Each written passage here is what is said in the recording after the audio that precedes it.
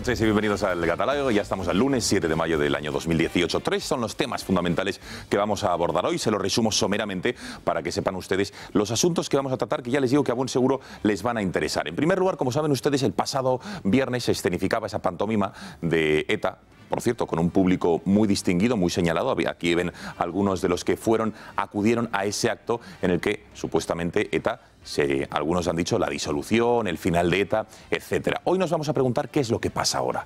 Saben que el presidente del gobierno comparecía el viernes pasado a la 1 de la tarde, pero desde luego son muchas preguntas que ahora se formula la sociedad no solo vasca, sino la del resto de España. En primer lugar, porque de las víctimas poco se ha dicho. Al menos los terroristas no han dicho absolutamente nada. No se han dirigido a ellas. Prueba de ello, por ejemplo, era una entrevista muy polémica, muy comentada el pasado sábado, en la televisión pública catalana, en la que un terrorista de ETA, que cumplió 22 años de prisión, de condena, acudía a TV3 para decir los siguientes términos. De las víctimas no pedía perdón, decía que por qué tenía que pedir perdón, a lo sumo un lo siento. Justificaba lo que habían sido muchísimos años de su militancia en esta. La presentadora le decía, ¿cómo tenemos que llamar a ETA? ¿Organización? ¿Banda? Van a ver también que las preguntas iban dirigidas y encaminadas a una dirección y no se van a extrañar del resultado. Vamos a ver un pequeño extracto de lo que fue y que después aquí analizaremos. Vean. A mí no me puedes obligar a pedir perdón. Bueno, esto era un brevísimo titular que enseguida ampliaremos porque Kake Minuesa también estuvo la semana pasada en Bayona. En primer lugar, donde van a ver que en Bayona, por ejemplo, hay monumentos a la organización terrorista ETA. También hay un apoyo a los presos brutales. Hay locales financiados con dinero público de apoyo a los presos. Y van a ver cómo Kake tuvo que ir ahí y le echaron otra vez con cajas estempladas. También al día siguiente acudió a Cambó, que era donde estaba esta escenificación del final de ETA, y tuvo ocasión de hablar con el exalcalde de esta localidad francesa. Y ya verán, van a ver cómo seguía justificando lo que han sido tantos y tantos años de terror, para que alguien diga que ya ha vuelto la normalidad, la paz, la tranquilidad al País Vasco. Van a ver con este reportaje que nada de nada. Y en días como hoy, ¿qué se piensa cuando no se nombra a las víctimas del terrorismo? Los invitados son PNV, políticos, pero no veo a víctimas. En días como hoy, ¿qué pasa con los muertos? Las víctimas del terrorismo, ellos son asesinos. Dicen, no matamos. Hoy no se pide disculpas a las víctimas. Nous allons parler des victimes. ¿Sí? Oui, bien sûr. Bueno, yo le escucho. Yo también espero. Ok, nosotros esperamos que se hable de las víctimas. Bueno, y Kake Minuesa, este fin de semana probablemente muchos de ustedes habrán recibido, ya sea por email o por WhatsApp, ese vídeo cuando en enero de 2014 el Grupo Intereconomía decidió enviar a Kake a Durango, donde se estaba escenificando una rueda de prensa de expresos de ETA que habían quedado en libertad tras la derogación de la doctrina Parot. Leyeron varios comunicados en diferentes idiomas, pero una vez más de las víctimas, del daño que habían causado, del terror, la palabra lo siento, perdón, no dijeron nada y Kake se enfrentó a ellos. Vamos a recordar un pequeño extracto porque Kake nos va a recordar cómo este reportaje, lo dice textualmente, es uno de los más difíciles y duros que ha tenido que hacer en su vida. Veréis una copia de todo lo que se ha dicho aquí, que en esta mesa nos lo podemos repartir. ¿Y no van a pedir perdón a las víctimas? ¿El colectivo no va a pedir perdón a las víctimas? Hemos dicho que no vamos a responder a ninguna pregunta. Y aquí... Hombre, os hemos escuchado, es una rueda de prensa, pero me imagino que todos los que estáis ahí, algunos arrepentiréis y querréis pedir perdón, ¿no? Tenemos todas las cámaras. Tenemos todas las cámaras, es verdad. Lo recordarán ustedes porque desde luego me atrevería a decir que fue muy importante aquello y tuvo una enorme repercusión. También hablaremos de las pensiones. Hoy va a venir nuestro analista de cabecera para hablar de las pensiones, ese pacto PP-PNV. Hay insatisfacción en la calle. Vamos a hablar del déficit de la seguridad social. ¿Qué es lo que está pasando? ¿Por qué antes el PP decía que no había ni un euro para subir las pensiones acorde con el IPC y ahora ha pactado por debajo de la puerta con el Partido Nacionalista Vasco que sí, que no solo se suban las pensiones mínimas con el IPC este año, sino también el año que viene, y no las mínimas, sino todas. En fin, hablaremos de todo ello, pero este debate de las pensiones se ha visto, digamos, ensombrecido por las declaraciones de esta señora que ven aquí, Carmen Martínez de Crasto, que es la secretaria de Comunicación del Gobierno. Es la mano derecha de Mariano Rajoy, quien le lleva todos los temas de comunicación, las estrategias, qué decir, qué no decir. Y El pasado viernes, en un acto en Alicante, tuvo unas muy desafortunadas palabras, le grabaron unas cámaras, una conversación que tenía con una persona, ella no era consciente de que estaba siendo grabada. Les pongo un contexto: Mariano Rajoy le estaban abucheando, una manifestación de pensionistas, saben ustedes cómo está el asunto de las pensiones a día de hoy, es francamente delicado, y Carmen Martínez de Castro decía lo siguiente a su interlocutor viendo que estaban abucheando a Mariano Rajoy. Vamos a recordarlo.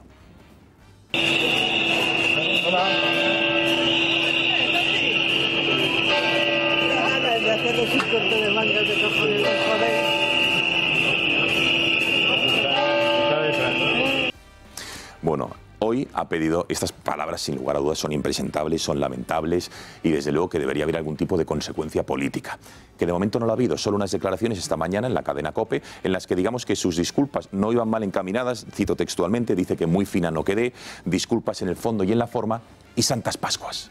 Así lo ha concluido ella. Y cierro comillas. Analizaremos estas desafortunadas palabras e inaceptables de la secretaria de Estado de Comunicación, que es la que lleva, la que orquesta, digamos, la política con los medios de comunicación de su jefe, que no es otro que el presidente del gobierno, Mariano Rajoy. Y como les decía, estará con nosotros Diego Sánchez de la Cruz para hablar, ojo, de los nuevos impuestos para mantener el sistema de pensiones. Hace unos meses este impuesto, estas tasas, la proponía Ciudadanos y Cristóbal Montoro dijo que de ninguna manera se iban a crear nuevos impuestos para pagar las pensiones. Ahora el PP, después del pacto con el PNV, dice que sí, que hay que crear un impuesto tecnológico. ¿Cómo nos va a repercutir a usted, a mí, al resto de la sociedad española? Porque tengan en cuenta que lo vamos a pagar de algún modo. Y por último hablaremos de un caso que en esta casa hemos seguido con especial atención: Cote Cabezudo. Saben ustedes que Cote Cabezudo era un fotógrafo que trabajaba con modelos y que estaba acusado de infinidad de delitos, entre otros de abuso de modelos, de difundir pornografía, de agresión sexual, de estafa, de amenazas. Durante más de 20 años campó a sus anchas en San Sebastián. Hubo un silencio brutal en la sociedad vasca y en los medios de comunicación de esa localidad y también de toda la comunidad autónoma del País Vasco al respecto de las actividades, de las fechorías criminales de Cote Cabezudo. Desde hace 5 años, algunas víctimas decidieron romper su silencio. Contrataron a un abogado que estuvo en esta casa, Mario Díez, con un vídeo que se hizo muy viral. Y finalmente consiguieron que el pasado viernes, después de que haya habido un cambio de juez, el juzgado de instrucción de San Sebastián que lo lleva, han apartado a la jueza, ha entrado un nuevo magistrado y finalmente desde el pasado viernes Cote Cabezudo está en prisión provisional para alivio de muchísimas víctimas que han visto que por fin, después de muchísimos años de lucha y de documentar los abusos, las violaciones a las que habían sido sometidos, porque claro, Cote Cabezudo era fotógrafo, lo grababa en vídeo y lo difundía por internet, toda la fotografía. Y muchas de las víctimas cogieron los vídeos, fueron a la policía, fueron a la fiscalía, fueron al juez y han visto como durante tantos y tantos años la actividad de Cote Cabezudo quedaba impune, hasta el viernes. Hablaremos de este auténtico escandalazo y estará con nosotros, conectaremos con Oviedo, donde está Mario Díez, el abogado de muchas de las víctimas. Pasamos a la mesa, si les parece, les presentamos ya a los analistas que nos acompañan esta noche en El Gato. Está con nosotros Gonzalo Cortizo, a quien ya saludamos. Gonzalo, buenas noches. ¿Qué tal? Muy buenas noches. Gracias por estar con nosotros en El Gato. A vosotros por invitarme. Fernando Paz, muy buenas. Muy buenas noches, Gonzalo. ¿Cómo está usted? Estupendamente. ¿Un tanto descamisado o no? ¿O es el look que ha decidido llevar esta noche? Sabe usted perfectamente que es culpa suya, así que no me diré la lengua. Bueno, es culpa suya y de algunos los comparecientes. Es culpa mía, no entiendo. ¿Qué quiere decir? Esta frase descontextualizada puede quedar mal, don Fernando. No, ni contextualizada ni gaitas, que es culpa suya, que ha sido usted el que ha... ¿Yo o el otro Gonzalo? Los dos, Gonzalo. no, yo, perdón. Los dos. Yo no he descamisado a nadie. Bueno, Nos ha provocado esta situación y no sigamos hablando. cuando quiera se puede aprovechar, efectivamente. Benjamín López, muy buenas noches. ¿Qué tal? Buenas, excepto en lo futbolístico, ¿no? ¿Por qué? Bueno, pues todos vimos lo que pasó en el campo nuevo, en el nuevo campo, es que no sé cómo se llama exactamente, en Barcelona con los árbitros y tal. ¿Pero Bueno, alguna reclamación tiene al respecto? No. No, que va, ninguna. Vale, ¿Tienes Kleenex por ahí listado, para...? Sí, no habría efectivamente. programa, Gonzalo, Por ahí. para que hiciera el listado de agravios Muy ayer bien. en el Camp Bueno, pues Nou. nada, he aquí un periodista deportivo de lo más objetivo que tiene nuestro país, claro que sí. Rocío Monasterio, muy buenas noches. Buenas noches, Román. Gracias por estar con nosotros en El Gato. Gracias. Y Román Cendoya, muy buenas. Muy buenas, muy buenas. A mí me gustó mucho el partido de ayer. ¿Te gustó, verdad? Mucho. Muy Fue bien. un buen entrenamiento del Real Madrid para la final de la Champions. Sí. Se prestaron ustedes muy bien a hacer eso. Me están llorando. Bueno, Señores, ¿cómo pueden participar esta noche en El Gato? Ya lo saben que pueden participar escribiéndonos sus WhatsApps al número de teléfono que va a aparecer en pantalla, al 670-03-4543, 670-03-4543. También lo pueden hacer a través de Twitter en nuestra cuenta @gato_en directo o en nuestro canal de YouTube, en Intereconomía Tube, así se llama nuestra cuenta. Ahí nos pueden ver en directo, pueden comentar el programa y mañana, si no han tenido ocasión de ver hoy el Gato, lo pueden ver en su integridad o los mejores momentos. Tiempo de hacer una brevísima pausa de publicidad, pero antes, Fátima, recuérdanos el evento del año, primera semana de junio, no se pueden perder nuestros espectadores, el concierto de Soto. Fátima García Manzano, muy buenas noches. Buenas noches, Gonzalo. Seguro que a ti y a nuestros espectadores les suena esta canción. Por ella fue el amor y el odio, la paz y el café. Es José Manuel Soto, uno de los mayores exponentes de la canción popular en España. Es autor y compositor de temas tan conocidos como este que acabamos de escuchar o Déjate querer. Ahora, más de 30 años después de su primer trabajo, saca nuevo single, una canción alegre y festiva donde se resalta su espíritu y describe plenamente su personalidad, abierta y fuera de toda duda. Soy español. No se lo pueden perder. El día 5 de junio en el Teatro Rialto de Madrid estará José Manuel Soto en concierto.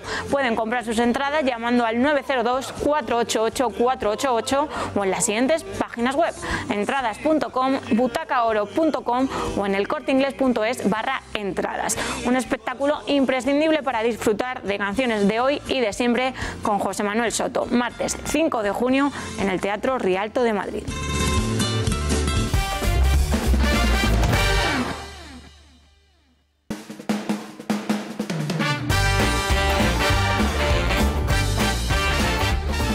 ¿A quién te refieres?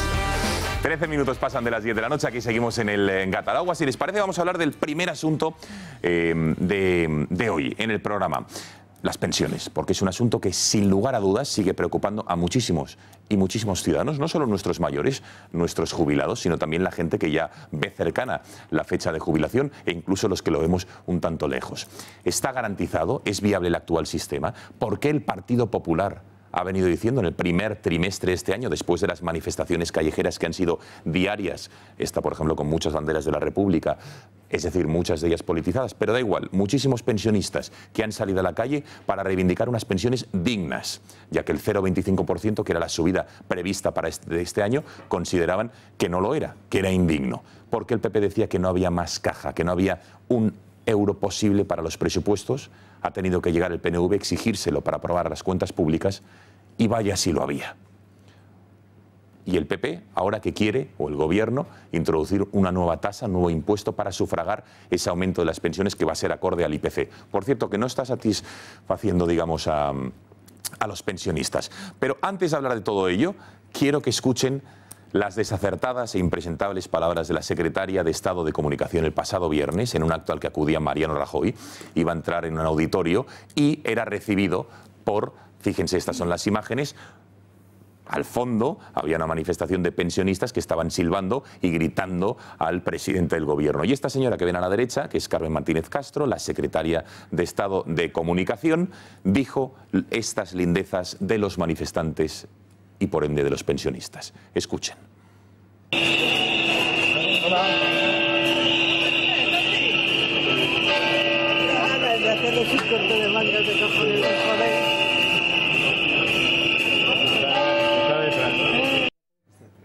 Bueno, la literalidad es qué ganas de hacerles un corte de mangas de cojones y decirles, pues, os jodéis.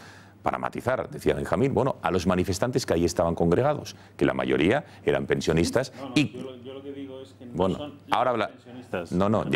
Que no eran los 8 millones o 9 millones de pensionistas que hay en nuestro país, no lo sé. Pero que a esos pensionistas que estaban ahí manifestándose para reivindicar o para quejarse por la política del presidente del Gobierno con las pensiones, dijo eso. Y esta mañana, en la cadena COPE, decía lo siguiente, estas excusas en las que decía que muy fina no quedó, que pedía disculpas por el fondo y la forma, y Santas Pascuas. Escuchen.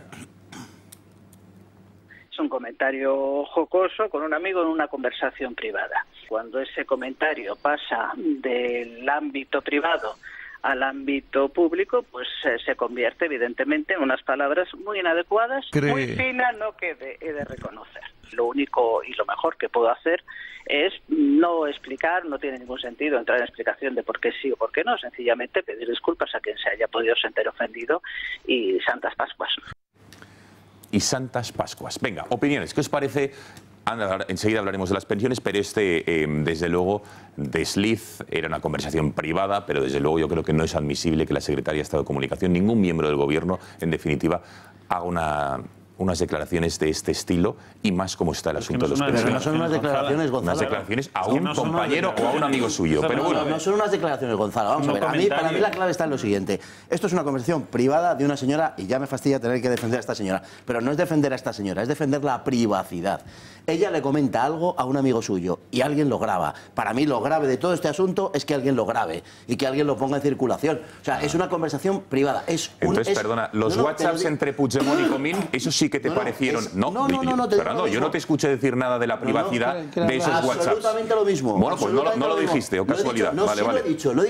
Sí lo he dicho con lo de Trump, lo he dicho con lo de Pablo Iglesias y lo he dicho con lo de los policías municipales. Perdóname, he dicho, son cosas personales y lo grave de ese asunto es que estas cosas salgan del ámbito al que están destinados. No me parece bien, como no me pareció bien cuando Trump está comentando con un amigo no sé qué de unas señoras, se lo sacan, se lo amplifican y tal. Cosa diferente es que la señora esta en cuestión, doña Carmen, hubiera salido y se hubiera dirigido a los manifestantes y les hubiera dicho, pues os jodéis. Eso hubiera sido diferente.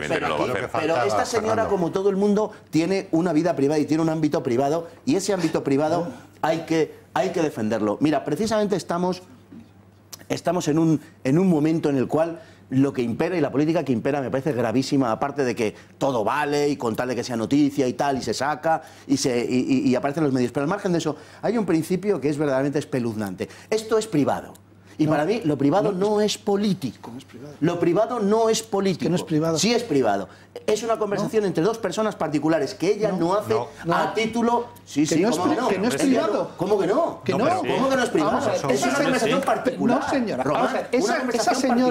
Esa señora está ahí... Del gobierno. Porque es la secretaria de Estado y es un acto público del presidente del gobierno. Pero ella no utiliza el acto público para hacer una declaración. No es una declaración, es una conversación privada, estrictamente privada. Hay una parte de lo que dice Fernando que yo puedo comprender.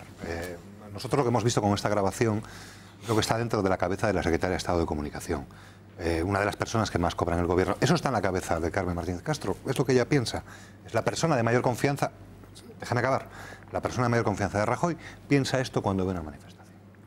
Evidentemente, ella no sabe que le están grabando, no se lo está diciendo a un amigo, se lo está diciendo a un compañero del Partido Popular, un trabajador del Partido Popular, gran persona, por cierto, y aparte muy listo, que es el primero que le dice, oye, cuidado que nos están grabando.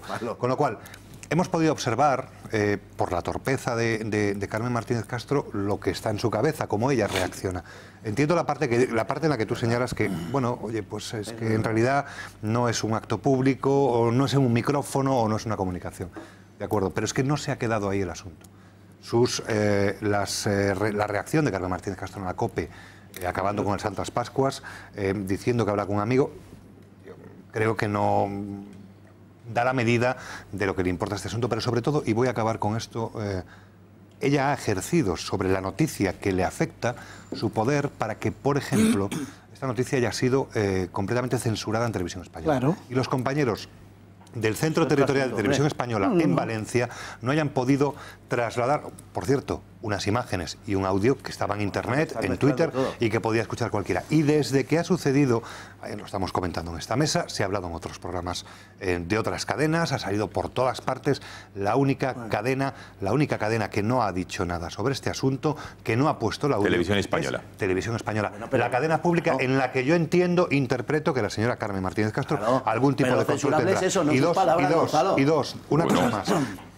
Entendiendo que esto es pues un micro abierto, es ese género periodístico en donde, oye, pues la persona que ha dicho no quería ser escuchada o entendía que estaba en un ámbito donde podía ejercer, bueno, pues más ligereza y más libertad a la hora de pronunciarse, pero Claro, el problema es que Carmen Martínez Castro, secretaria de Estado de Comunicación, y su política es la contraria, es la de no comunicar. Y estamos... Bueno, eso es que... no tiene mucho que ver. Si a lo mejor es una nefasta secretaria de Estado de Comunicación, pero claro, eso tiene que ver. Pero el pasado... Tiene que ver. Pero yo estoy de acuerdo contigo en eso. Tiene que ver en el sentido de que... vamos a ver, hemos visto lo que ha pasado, menos en la cadena pública. Cuando en el pasado Consejo de Ministros se le preguntaba al portavoz, bueno, lo hacía yo particularmente, lo que está pasando en la cadena pública con los periodistas vestidos de negro denunciando manipulación constante. Creo que eso es mucho más grave que a la señora Martínez Castro se le escape una frase fuera de tono y que no haya sido más lista pues para estar con un poquito de cuidado cuando está en un acto y a 6 metros del presidente del gobierno. No está en su casa tomando una cerveza y viendo el partido. Sí, y sobre todo que hay un hecho, es verdad que eran unas cámaras que estaban grabando al presidente del gobierno. Ya podemos hablar de que ella tiene que tener las tablas para saber y ser discreta. Pero bueno, eso no vamos a entrar ahí. Pero que desde luego que esto no es una grabación, digamos, fraudulenta, que se haya entrado en su domicilio y se haya pinchado su teléfono. Esto ha sido una grabación, se estaba grabando al presidente del gobierno y el periodista se ha encontrado con estas declaraciones. No las ha ido a buscar. Y eso de una persona como ella. Pero bueno, a ver, Román y Benjamín y Rocío, por orden de petición de palabra. Venga. En el acto en el que está ella, está como secretaria de Estado. Con lo cual está en un acto público. Está en un espacio creado por el protocolo de Moncloa para los medios de comunicación, que es espacio público. Y como cargo público que es y que está ahí ejerciendo de cargo público, porque si no, no podía haber ido en el avión, no podía haber ido en el tren, no podía estar ahí porque lo tenía que haber pagado de su bolsillo, está ejerciendo su función pública por la que cobra como secretaria de Estado, que ella ha decidido que la Secretaría de Estado de Comunicación es acompañar al presidente a los actos públicos y la hace de jefa de prensa. Con lo cual, lo que dices durante el acto es una conversación que está abierta a lo público. No es una conversación privada de su casa, de la comida posterior del acto que come con el presidente. Con un amigo que no. Bueno, yo he sido director de comunicación de ministro y sé que en un acto público no puedo decir eso. No lo puedo decir. ¿Por qué? Porque pasan estas cosas. Y esta señora se ha equivocado. Pero eso es otra cosa, Román. Pero por prudencia estoy de acuerdo contigo. Bueno, pero eso no quita lo que hemos dicho. Ahí está en un acto público y ha dicho en un acto público lo que piensa de los pensionistas que estaban manifestándose. Eso de los pensionistas. Además, luego lo siguiente. Es decir, Mariano Rajoy, que va diciendo que él es el que protege a los pensionistas y esa es la ley de los pensionistas, su círculo cero. Los pensionistas que tienen que dar las gracias al Partido Popular. Porque, exacto, piensa que se jodan y que les daría un corte de mangas de cojones. Ella dice que no ha quedado fina. Hombre, no creo que es una anécdota, ese vocabulario es más cotidiano, ¿no? Es decir, no debe de ser fina. Y lo otro es que fíjate si estaba sabiendo lo que estaba... ¿Tú sabes lo que estaba diciendo? Cualquier puesto de trabajo. Perdona, ¿sabes lo que estaba diciendo? En el lenguaje corporal, conociendo a Carmen Martínez Castro, va haciendo de Pantoja. Y va haciendo de ventríloco. ¿Y qué? Sí, dice, les daba un corte de mangas de cojones, ya, porque sabe lo que estaba diciendo y no quería que de lejos otros se tapan la mano. Ella lo que no se había dado cuenta es que tenía las cámaras detrás. Claro. Entonces, es evidente que no se ha dado cuenta. Una conversación privada en la que tuvimos este señor y yo ayer en el descanso del partido de fútbol. Que no se entera nadie y nos dijimos lo que nos tuvimos que decir. Muy educadamente. Bueno, eso sí es una violación. Eso es una violación, Fernando. Eso ahí sí que está. O sea, de la cruz a la raya de acuerdo contigo, pero lo de ayer no tiene nada que ver. Y la conversación del señor Trump. Tampoco tiene nada que ver. La conversación del señor Trump que se filtró sobre las señoras, que era muy desagradable. Fíjate, era sí era una conversación privada, porque era una conversación de hace 3 años de un señor empresario y privado que le grabaron. No. Es que hay que saber muy bien qué es lo público y qué es lo privado. Esa señora estaba ahí como secretaria de Estado de Comunicación y la forma que tiene de referirse... Ella habla como secretaria de Estado de Comunicación cuando habla como secretaria de Estado de Comunicación. Y ahí está como secretaria. Cuando está en un acto público, secretaria de Estado de Comunicación. Pero es que yo creo que a ver, un segundo. Pide la palabra Benjamín, también Rocío, pero antes... Fátima García Manzano nos vuelve a pedir paso porque creo que hay una manera, Fátima... Si no sabe estar. Además, clara y directa para ahorrar en la energía, en la electricidad. Cuéntanos. Buenas noches de nuevo. Buenas noches, Gonzalo. Cree que paga demasiado en sus facturas de luz y gas, pero no se decide a cambiar porque piensa que es algo engorroso. No se preocupe, cambiar de compañía es fácil y gratis con Aldro Energía.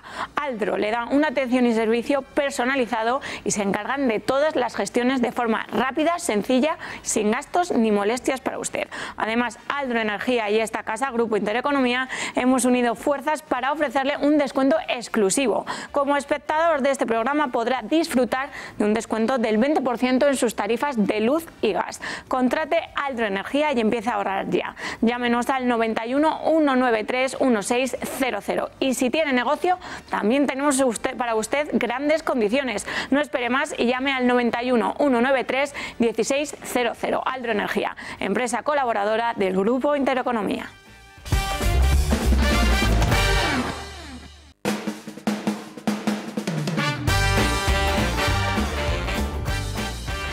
Si es usted, para su desgracia, uno de los centenares de miles de ciudadanos que ha perdido su dinero en el Banco Popular, tiene la oportunidad de pelear por recuperarlo. ¿Es usted bonista o accionista del Banco Popular? Sepa que en Durán y Durán Abogados conocen la forma de ayudarle a recuperar el dinero perdido. Solo tiene que acudir a ellos y ponerse en manos de su equipo de más de 20 abogados expertos en cuestiones bancarias. Los que le han privado de sus ahorros no tenían derecho a hacerlo. Durán y Durán Abogados le ayudará. Son ya muchos miles de casos los que han ganado frente a las entidades bancarias y en el caso del Banco Popular seguirán luchando por la defensa de todos los que han sido injustamente expoliados. Gonzalo, ya saben, Durán y Durán Abogados son su mejor garantía de éxito. Durán y Durán, no lo duden, ¿eh? 983 30 20. Muchísimas gracias, Fátima. Cualquier consulta a nivel jurídico que tengan, nuestro abogado de cabecera, no lo duden, y él, todo su equipo, probablemente se la resuelvan. Venga, estamos analizando las desafortunadas palabras de Carmen Martínez Castro, ya no solo por la forma. En ese momento, era una conversación evidentemente que la hacía el acompañante, la persona con la que estaba, no sabía que estaba siendo grabada, pero desde luego no solo por la forma, sino también el contenido de las mismas, desde luego, que yo creo, desde luego, que son palabras inaceptables. Pero bueno, aquí cada uno opina lo que considere oportuno. Benjamín y Rocío faltaban por opinar y luego a ver si hay alguna opinión más. Yo creo, sinceramente, que aquí el que esté libre de pecado que tire la primera piedra. O sea, esto no lo soporta nadie. Que le graben una conversación privada no lo soporta absolutamente nadie. Esto se hace público en nuestras conversaciones privadas y tendríamos que estar de rodillas todos pidiendo disculpas. En las conversaciones privadas somos todos exactamente iguales. Conversaciones privadas. Ahora, yo discrepo de Fernando en que a mí la grabación me parece legítima, se produce en la calle, ella mete la pata, es un poco imprudente a la hora de expresar sus opiniones personales o privadas, porque lo hace en un sitio donde hay cámaras de televisión y te pueden grabar, y la grabación es legítima. Nadie ha forzado esa situación para espiarla. No lo sabemos, no lo sabemos. No, ahora, llega corriendo. No, está grabando al presidente y un tío está detrás ahí, que mete el... No, estaba en todo caso es en plena calle, en un acto público, y yo de la grabación en sí no tengo nada que decir. Pues te han pillado. Y ella, yo creo que en la COPE lo ha explicado bien. Dice, pues mira, eso es una conversación que yo tengo con una persona en privado. Al grabarse se convierte en pública y por lo tanto tengo que pedir disculpas porque es verdad que no estaba bien en las formas y Santas Pascuas, efectivamente, porque ahí queda. Porque tiene derecho a pensar eso, no de los pensionistas, es que tampoco hay que engañar a la gente. Eso no son los pensionistas. En España se utiliza mucho eso. Salen 30.000, ¿qué 30.000? 3.000 pensionistas en Sevilla y los pensionistas se manifiestan contra el gobierno. Salen 500 médicos en Madrid, los médicos se manifiestan contra los equipos. Tú reclamas no tomar la parte por el todo, pero no niegas que fueran pensionistas los que se estaban manifestando. No lo sé lo que eran, supongo que no. ¿Eran pensionistas? Eran pensionistas. Claro que eran pensionistas. El Partido Popular dicen que eran policías municipales. Eran pensionistas, me da igual lo que fueran, no eran los pensionistas de España. Eso no es lo que piensa el Partido Popular de los pensionistas de España, eso es engañar a la gente. Piensa de esos señores que han ido ahí, que ella considera que han ido ahí por razones políticas, pues a intentar boicotear un acto del presidente. Que puede estar equivocada, que puede no tener razón, que esos señores están en su legítimo derecho de estar allí. Perfecto, pero tiene también ella derecho a pensar lo que quiera, absolutamente. Es verdad que la forma no es la más adecuada. Si lo hubiera dicho en público tendría que dimitir. O sea, si coge un micrófono y sale y dice...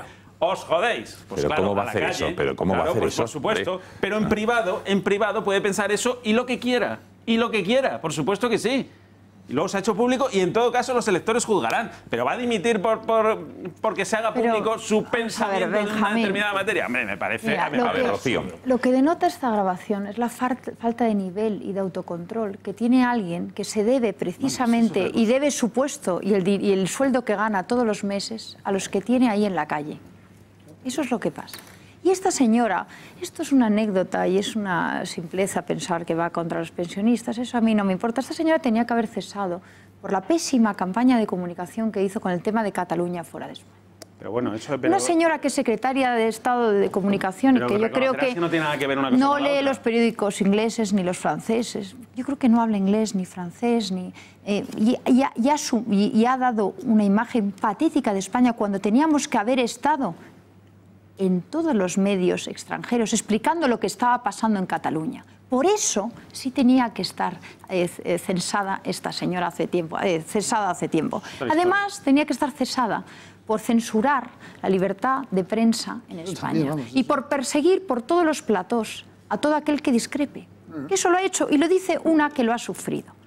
Entonces, en un país como España, donde piensas que tienes libertad de prensa, resulta que una secretaria de Estado de Comunicación tiene tiempo y dedica su tiempo y lo que tendría que estar dedicándose cuando tenía que estar dedicándose a otra cosa, a perseguir por los platós a aquellos que pueden comentar cosas que haga daño al gobierno o que simplemente discrepe de la opinión del señor Rajoy. Entonces, eso es vergonzoso para España y eso no es lo que más me preocupa. Me preocupa más, de verdad, que tengamos una secretaria de Estado de Comunicación que no ha sido capaz de contar lo que pasaba con Cataluña en el resto de los medios y que algunos, en este caso Vox, haya tenido que hacer el esfuerzo de sacar vídeos en inglés contando lo que estaba pasando en Cataluña, porque los periodistas nos llamaban a preguntar y los inversores que estaban entrando en España a soltar millones de euros llamaban a preguntar ¿qué está pasando en España? No tenemos ni un dato, no tenemos ni una comunicación por parte de Moncloa. Hacemos un linchamiento de Carmen Martínez por eso Caso, digo, yo no lo estoy... por eso yo no critico esto, critico todo lo anterior, que creo que denota un poco en manos de quién estamos y a quién estamos dando. ¿A quién estamos pagando? Ya no sé dónde estamos. Momento, no desviemos el asunto. A ver, venga, Román. Yo no quiero... No, pero oye, que la reflexión es perfectamente legítima, la de Rocío. A ver, hombre, faltaría más, es legítima, pero yo no quiero desviar el... Es decir, la frase es absolutamente desafortunada, fuera de lugar y de sitio. Efectivamente, le han cazado. Lo siento, estás en un espacio público, por eso se hace pública la noticia. Claro. Y donde sí se le puede pedir el cese es precisamente por la acción de censora que ha hecho sobre su frase. La persecución que ha hecho. No me consta eso, de verdad. La persecución que ha hecho. Bueno, los comunicados de los trabajadores de televisión española, los comunicados de los trabajadores de televisión española, y además con el precedente que se saben los periodistas y lo sabemos porque lo sufrimos en carnes propias, que ella la reacción que tiene es porque le están pitando a su amado líder y el que se meta con Mariano ya sabe lo que le va a perseguir. Que le entregan... Román, es que esa es la reacción de... Y entonces aquí lo que ha hecho ahora es... de Carmen para todo. Para todo. Pero es que además ahora estamos ciñéndonos al hecho. En este hecho, que le afecta a ella, hace lo que hace con todo lo demás, que es pedir a los medios que no salgan. Intentar retirar la información que la periodista la ha aguantado en Twitter porque se le pidió directamente a Canal 12 que lo retirara. Televisión Española no ha podido hacerse eco. La Sexta lo dijo bien claro, con enorme dificultad hemos conseguido las imágenes para poderlas emitir, porque la secretaria de Estado de Comunicación ha estado trabajando todo el fin de semana en cómo fuera a censurar estas imágenes, que no es el papel de la secretaria de Estado de Comunicación. Y porque además no tenía excusa. La Sexta ha tenido dificultades para hacer eso. Arrancó el informativo así, diciendo porque no eran suyas las claro, imágenes. Porque eran de la 12 y al final... Y del resumen de la Champions, porque a lo mejor no tiene derechos. Entonces, yo qué sé, ¿sabes? Bueno, es que no lo sé. Pero es que a mí no me consta. Televisión Española... No me consta. Si yo tuviera constancia, sería el primero en criticar. Oye, pero Benjamín, te puede no constar a ti y sí a Román. Yo te cuento los comunicados de los trabajadores del Centro Regional de Levante de Televisión Española, que son los que estaban allí cerca. Y son los que curiosamente no han dado el audio y no han dado las imágenes, ni Televisión Española. ¿Por qué? Porque la secretaria de Estado ha ejercido de madre censora, que es lo que ejerce todos los días en todos los medios de comunicación. Bueno, pero un segundo, a ver, yo por recapitular, porque nos estamos disipando y dispersando en asuntos. Creo, y si recapitulamos y hacemos una especie de minuto y resultado, creo que de momento Fernando y Benjamín consideran que es una conversación privada y por tanto no debería, digamos, disculparse o pedir perdón por el contenido de la misma, porque en el momento... que ha estado muy bien en la COPE. Vale, bien, con eso basta. Y Fernando creo que iba en esa línea, ¿no? Lo digo, Román y de momento Rocío no, y ahora falta Gonzalo. A ver. Vamos a ver. Yo la primera vez que veo estas imágenes, conociendo a Carmen, que es verdad que su carácter, es su manera de hablar en el ámbito más íntimo y dice ese tipo de frases. Como todo el mundo. Como todo el mundo, sí, esto es verdad. Esto es verdad, pero hay que analizar no el hecho solo, sino también la reacción. Entonces yo lo que esperaba es que en esa disculpa de ella dijese algo que no ha dicho, que es yo no opino esto. Yo no opino que la gente que va a criticar a Rajoy en la calle, cumpliendo un derecho constitucional que es el derecho a la manifestación, los mando al carajo y les hago un corte de manga y que se jodan. Lo siento mucho y lamento mis palabras porque no es ni mi opinión ni la del gobierno. O sea, querías que mintiera, esto no lo ha dicho, claro. Bueno, no es la opinión del gobierno, es que no es la opinión del gobierno. Este es el problema. Ella es uno de los principales portavoces del gobierno. Sí, sí. Por tanto, en el momento en el que, lejos de decir esto, a lo que se dedica es a intentar que el asunto no salga, que el vídeo no salga. Oye, yo es que creo que lo que acaba denotando es lo que sí vincula a esto que tú dices, que es salirse del tema. Y es que esta es la actitud de la Dirección de Comunicación de Rajoy en prácticamente todos los asuntos. Sí. No comunicar, esconder, alejar, corte de manga y que se jodan. Y cuando de repente nos viene bien, pues una entrevista bien medida y una cada no sé cuánto tiempo. Y él ya tal, y él a eso ya le he contestado, y al de la BBC no le respondo porque me hace la pregunta en inglés. Quiero decir, este es el... Claro que enlaza, porque tiene que ver con comunicar. Y no tiene que ver solo el hecho de que, oye, si han pillado a Carmen diciendo una cosa y pide disculpas y reacciona bien, ok, lo podemos entender. Yo puedo entender que sea un ámbito privado. Nuestras cámaras, Gonzalo, posterior... Hemos salido a la calle, disculpen, y hemos preguntado a pensionistas, les hemos puesto este vídeo y qué le parecían, si consideran que era un tema privado y por lo tanto no merecían más comentario, o si por el contrario que un miembro relevante del gobierno de nuestro país dijera esto, qué les parecía, y esta es su opinión. Independientemente de que se esté politizando el tema de las pensiones, que es algo que también veo claro, tampoco me parece correcto que se aproveche y determinados partidos muevan las cosas para que los pensionistas vayan a tal o cual sitio a boicotear eventos políticos o lo que sea. Y por supuesto a esta señora, pues hombre, lamentable. Un gobernante tiene que estar en situación de poder aguantar muchas cosas, a veces injustas en la calle, y tener la consistencia como para llevar una política coherente y consciente. Y le abuchearán de vez en cuando en algún sitio. Pero no, lo que no puedes contestar con esas formas, eso nunca.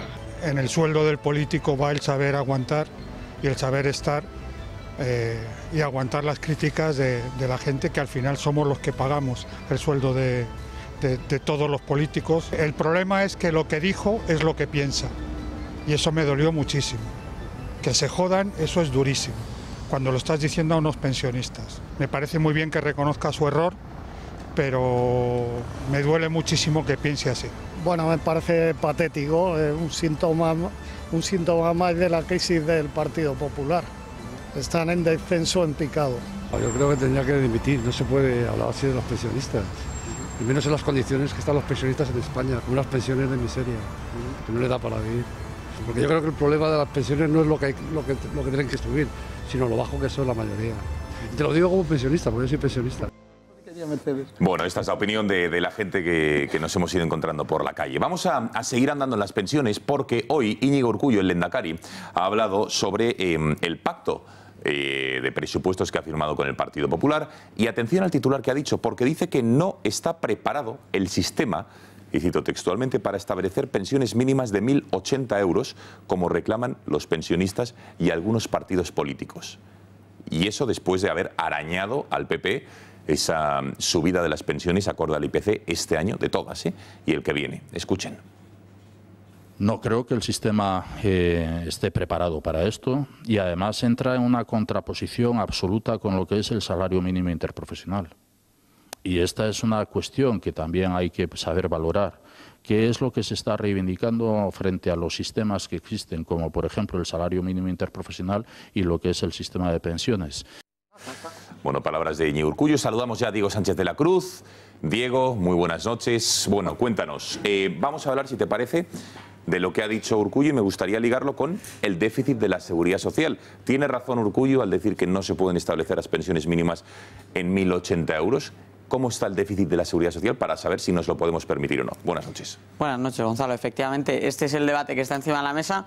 Es curioso, ¿no? Al PNV de repente le ha entrado un poco de angustia con el hecho de que se pueda o no financiar un aumento del gasto del sistema de pensiones.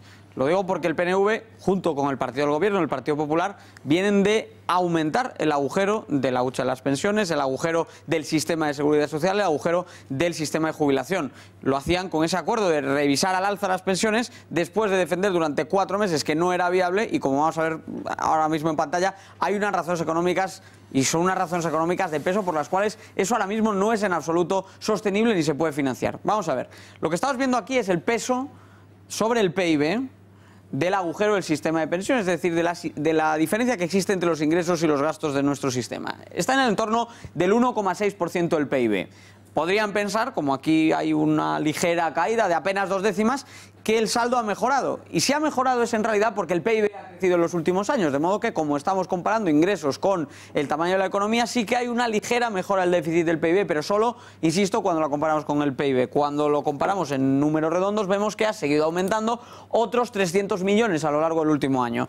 De modo que, a comienzos de la legislatura anterior, estamos hablando de un déficit de unos 5.800 millones, es decir, los gastos del sistema de pensiones estaban 5.800 millones por encima de los ingresos, de modo que se hereda un déficit, y ese déficit empieza a aumentar, sube hasta 8.700, 13.700, 16.700 y finalmente hasta los 18.000 y 18.350 en los últimos años. Por lo tanto, Gonzalo, la respuesta no puede ser más clara. Hay claramente un déficit en el sistema de pensiones, ese déficit ha seguido creciendo, y todo lo que sea aumentar el gasto sin aumentar los impuestos, evidentemente nos lleva a un ensanchamiento de esa brecha. Pero claro, si estamos hablando de aumentar los impuestos para reducir esa brecha, hay que tener en cuenta que España ya es un país con un esfuerzo fiscal significativo. En concreto, los sueldos en España, en la suma de cotizaciones y de IRPF, ya están pagando un 8% más que la media de los países más ricos. Por lo tanto, ahí el margen, Gonzalo, es muy estrecho y no parece que haya manera de cuadrar este círculo. Bien, Diego, esto es lo de respecto al déficit de la seguridad social, pero 2 asuntos noticiables de hoy que me gustaría destacar. En primer lugar, pacto PP, Partido Nacionalista Vasco. En los presupuestos se va a subir las pensiones todas de este año y del año que viene conforme al IPC, cuando hace unos meses el PP decía que no había dinero en la caja para satisfacer las demandas y la marea de los pensionistas que estaban en la calle. ¿Cómo es posible, Diego? Bueno, el sistema de pensiones está pensado ahora mismo para que se ajuste teniendo en cuenta los ingresos del sistema, los gastos del sistema y también otros factores, como por ejemplo la esperanza de vida. De modo que ahora mismo, si quisiésemos equilibrar las cuentas, lo que nos diría un mero cálculo de ingresos y gastos es que las pensiones en España tendrían que bajar un 3% para estar equilibrados los ingresos y gastos del sistema. Sin embargo, como se introdujo una ley que limita cualquier tipo de reducción de las pensiones a un 0,25, este año, como el anterior, como el próximo, se iba a dar un aumento del 0,25, que es más simbólico que cualquier otra cosa, porque efectivamente el poder adquisitivo se iba a ir perdiendo por esa vía. Pero claro, el hecho de revisar al alza el gasto en pensiones sin tocar los impuestos genera un agujero. Ese agujero, lo tenemos anotado aquí, es de 1.500 millones de euros cada año. 1.500 millones de euros este año, y el próximo año, como habrá más pensionistas, será un poquito más que eso. Bien, ¿cómo se cubre ese agujero? Ahí es cuando ha surgido el debate sobre el impuesto a las tecnológicas, que se ha puesto encima de la mesa a lo largo de los últimos días. El impuesto a las tecnológicas que propone el Ministerio de Hacienda supuestamente era inviable hace apenas 2 meses. El ministro Montoro lo decía, que no tenía sentido que España crease un impuesto a este tipo de empresas. Piensen en Google, en Amazon, en las grandes empresas de Internet, puesto que, como operan en distintos países de la Unión Europea y pueden mover con cierta facilidad su negocio, no había infraestructura fiscal en España para implementar algo así si no lo hacían todos los países europeos juntos. Y sin embargo, 2 meses después de que el gobierno dijese esto, ahora cambia de opinión y propone un impuesto a las tecnológicas, que, ojo, tiene además una peculiaridad. No es un impuesto al beneficio, sino que es un impuesto a las ventas, de modo que empresas que estén en pérdidas igualmente estarían obligadas a pagar esta tasa. Sería del 3% sobre las ventas. Pero claro, incluso así, Gonzalo, seguimos viendo aquí un agujero, porque como tenemos anotado aquí, estamos hablando de que esa tasa puede generar, según los cálculos más optimistas, alrededor de 500 millones de euros al año. 600 millones si le damos la razón a quienes están más del lado del ministro. Y sin embargo, 1.500 millones de euros de gasto extra es otro desfase de 1.000 millones que se sumaría a los 18.000 millones que veíamos antes, que ya existen de diferencia entre los ingresos y gastos del sistema. Por lo tanto, tenemos una seguridad social en déficit, un déficit de 18.000 millones, y ahora se propone subir las pensiones por un monto equivalente a 1.500, pero solo se propone compensar eso con una subida de impuestos que en el mejor de los casos, y si acaso al final España está en capacidad de implementar eso que decía el gobierno que no puede implementar, solo vamos a cubrir 500 de esos 1.500 millones, de modo que ensancharíamos en 1.000 millones el agujero de la seguridad social. Gonzalo. Más y más déficit. Vente para aquí, Diego, si te parece, y te incorporas a la mesa para seguir analizando. Antes del pacto PP-PNV, el gobierno decía que no había dinero para subir las pensiones conforme, digamos, al IPC. Sí. Ahora dice que sí lo hay. Crea este nuevo impuesto a las tecnológicas, o lo va a crear previsiblemente, Diego, pero que no cubre esa subida acorde al IPC de las pensiones, con lo cual el déficit se va a seguir disparando. ¿En qué quedamos, Román? Vamos a ver, y aquí hay que hablar del PNV, ¿no? Los pensionistas vascos son los que más especialmente están movilizados todos los lunes con unas grandes manifestaciones en Bilbao a favor de la subida de las pensiones conforme al IPC, y en las 3 capitales vascas. Grandes movilizaciones. Entonces, ahí el PNV es muy sensible a esa realidad. De las pocas cosas que faltan de transferencias del Estatuto de Gernika de 1978 son la seguridad social, la caja de las pensiones y las cárceles. Es Urkullu, para justificar que va a aprobar los presupuestos, a pesar de que el 155 se siga aplicando en Cataluña, ha buscado una fórmula mágica, es decir, oiga, no se quejen mucho que gracias a mi voto en los presupuestos ustedes van a recibir las pensiones. Pero luego el propio Urkullu tiene que decir que el sistema no está preparado. ¿Por qué? Porque siguen exigiendo y están intentando conseguir que de una vez las pensiones se transfieran a Euskadi. Que además Euskadi es el territorio especialmente más deficitario en el tema de pensiones de toda España. Con lo cual, la situación es complicada. Por un lado pido, pero por otro lado exijo que se suban las pensiones, pero si me las dan tengo un problema muy serio de cómo las gestiono. Al final, ¿qué ha pasado? Que han pedido esto y Mariano Rajoy, que había dicho 2 meses antes que este año no se podía hacer, que había que cumplir, que es más importante, saliendo de la recuperación, seguir manteniendo el recorte del déficit para cumplir con Europa y para tener una economía más sólida, resulta que por mantener su asiento en la Moncloa y poder llegar al final de la legislatura para sus temas personales, antepone los intereses de la Moncloa a los intereses de la economía y de los españoles. Y si hace falta frenar el desarrollo tecnológico metiendo impuestos donde haga falta, se mete. ¿Por qué? Porque ha cedido una cosa que en 2 entrevistas había explicado que no se podía hacer. Y lo ha cedido solo por conseguir el voto de sacar adelante sus presupuestos. Con lo cual, una vez más, a Mariano Rajoy, España y los españoles le importan eso, un carajo o una mierda, o cualquier cosa que Carmen Martínez Castro pueda explicitar al respecto de los que criticamos a Mariano, el problema es que lo vamos a tener que pagar todos los españoles, el que él siga en la Moncloa. Más opiniones al respecto. Para mí hay una evidente incongruencia entre no se podía y ahora se puede, ¿no? Obviamente. Lo que pasa es que es verdad que el gobierno está en minoría, tiene que pactar. El Partido Socialista no está dispuesto a negociar absolutamente nada y con lo cual, pues al final te tienes que amoldar a lo que hay. Y lo que hay son el Partido Nacionalista Vasco. Eso o elecciones. Yo hace poco entrevistaba a Villegas de Ciudadanos y claro, él decía, hombre, a Ciudadanos ahora mismo nos interesarían las elecciones. Seguramente. Yo creo que a España, decía él, yo creo que a España no le interesaría en absoluto tener elecciones en este momento.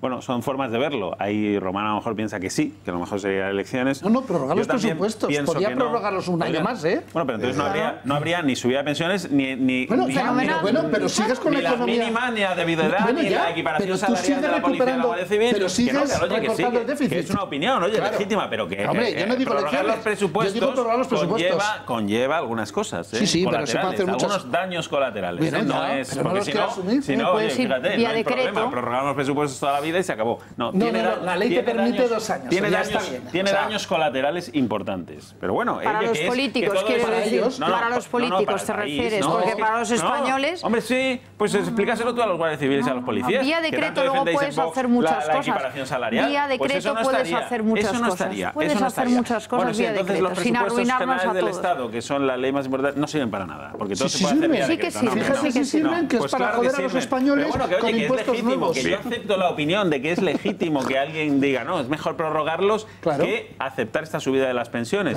Yo esta subida de las pensiones también la pongo en solfa, porque bueno, me parece ceder a una situación que es muy complicada económicamente. Que aceptar esta subida de impuestos, quieres decir, a todos, que nos van a atizar. No, claro, si el problema es que nos van a volver a subir los impuestos a todos. A mí yo lo que no puedo aceptar... A ver, un momento, que concluya Benjamín. Venga, que no puedo aceptar es que el que pedía a gritos la subida de las pensiones ahora la critique.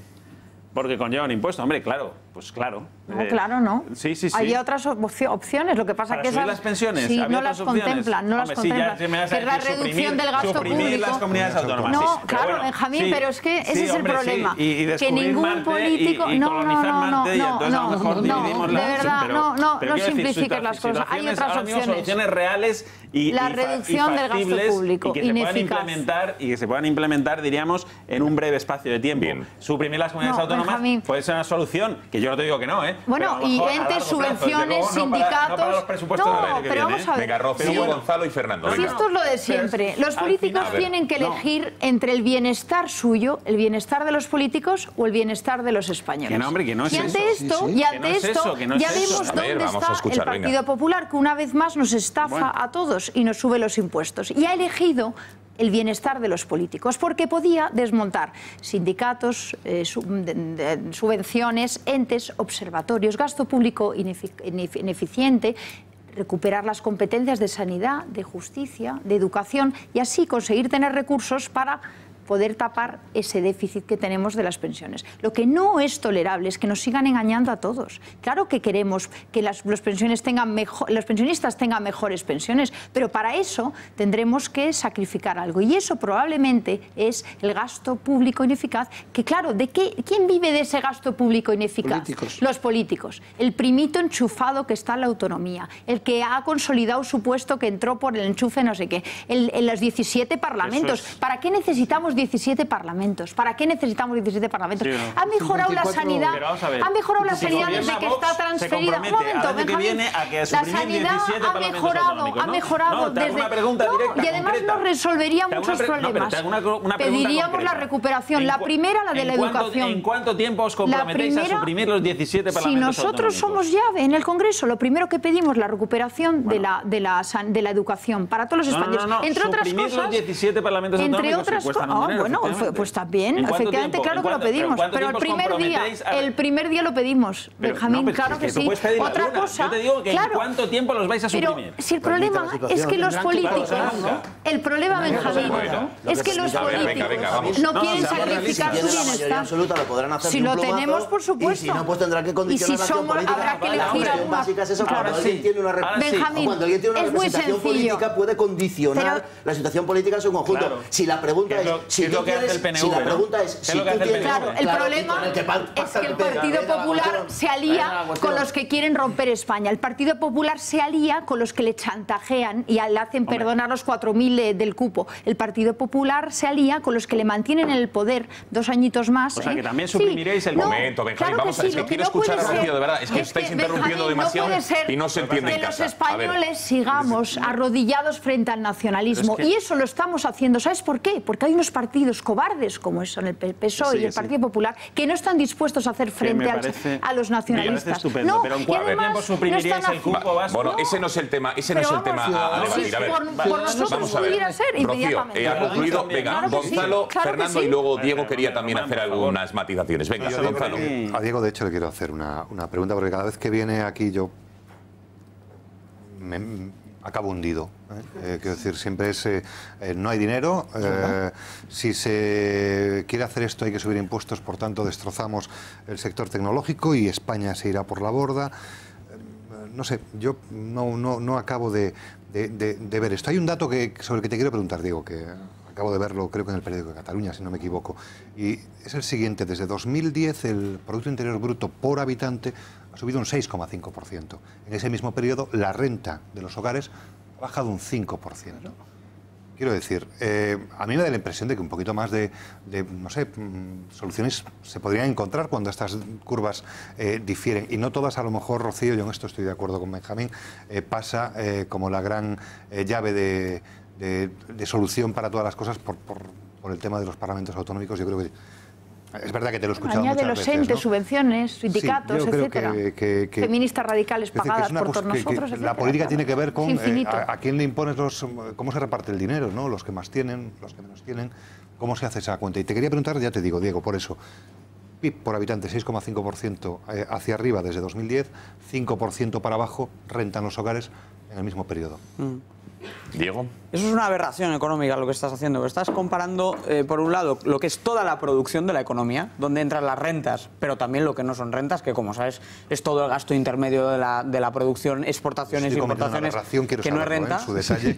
Y por otro lado estás comparando con lo que sería la renta. Es decir, dentro del PIB existen las rentas, pero existen muchas otras cuestiones. Como sabes, existe el gasto público, el gasto privado, sí, claro, las exportaciones, las importaciones. Por lo tanto, es como estás comparando la velocidad con el tocino. Son dos conceptos que no tienen nada que ver. Digo, lo que sí es cierto... No veo la aberración por ningún lado. Quiero decir, aumenta el producto, aumenta lo que hay, y lo que llega a las casas cada vez es menos. ¿Dónde está la aberración? No, la aberración económica sería, por ejemplo, que la participación de las rentas en el PIB se hubiese reducido o hubiese aumentado. Y efectivamente se ha reducido en esta crisis. Entonces, lo que tendrías que hacer es medir cuál es el peso de la renta sobre el PIB, que verías que ha bajado a lo largo de la crisis, como es normal, al igual que se ha reducido además todo lo demás, todos los demás componentes, menos las exportaciones, que son los que nos han permitido salir de la crisis. Sin embargo, lo que estás haciendo es intentar coger dos métricas que no tienen nada que ver. Por otro lado, eso es muy habitual, en el discurso económico, mediático y político y demás, pero no deja de ser una aberración, porque estás comparando dos métricas que no tienen nada que ver. No soy el único. Sí me quedo, no, ni mucho menos. Sí me quedo en cualquier caso con el fondo de tu reflexión.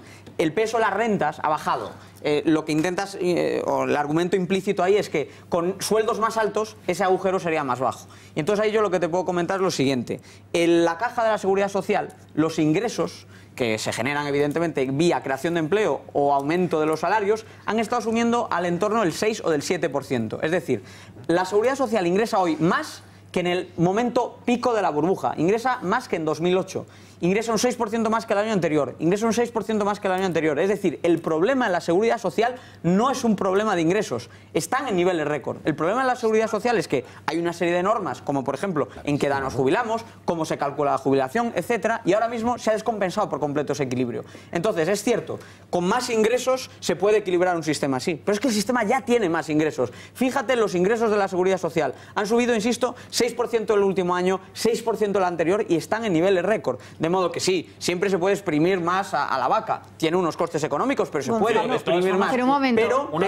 Pero ya están aumentando los ingresos de la seguridad social y se están situando, insisto, por encima del pico de la burbuja. Como empieza a apuntar por ahí Rocío, el problema es que si cada vez tenemos más población jubilada, si tenemos una descompensación entre quién aporta y quién recibe, al final, por mucho que aumenten esas rentas, que como te digo, si revisas los ingresos del sistema, están subiendo a una tasa del 6% anual este año, el anterior, y están en niveles récord, ni siquiera así lo llegas a compensar. Es más, de hecho, por eso se empezó a amainar un poco el déficit, porque sí suben los ingresos, pero no lo suficiente. A ver, falta todavía en esta primera ronda, quería matizar otra aberración económica también. ¿También de Gonzalo? No de Gonzalo. Pues sí es otra, después de la de Fernando, que a lo mejor dice una tercera, entonces vamos a escuchar que a lo mejor... Gonzalo, contemplas como posibilidad que todas las aberraciones de esta mesa sean mías, ¿no? Sí.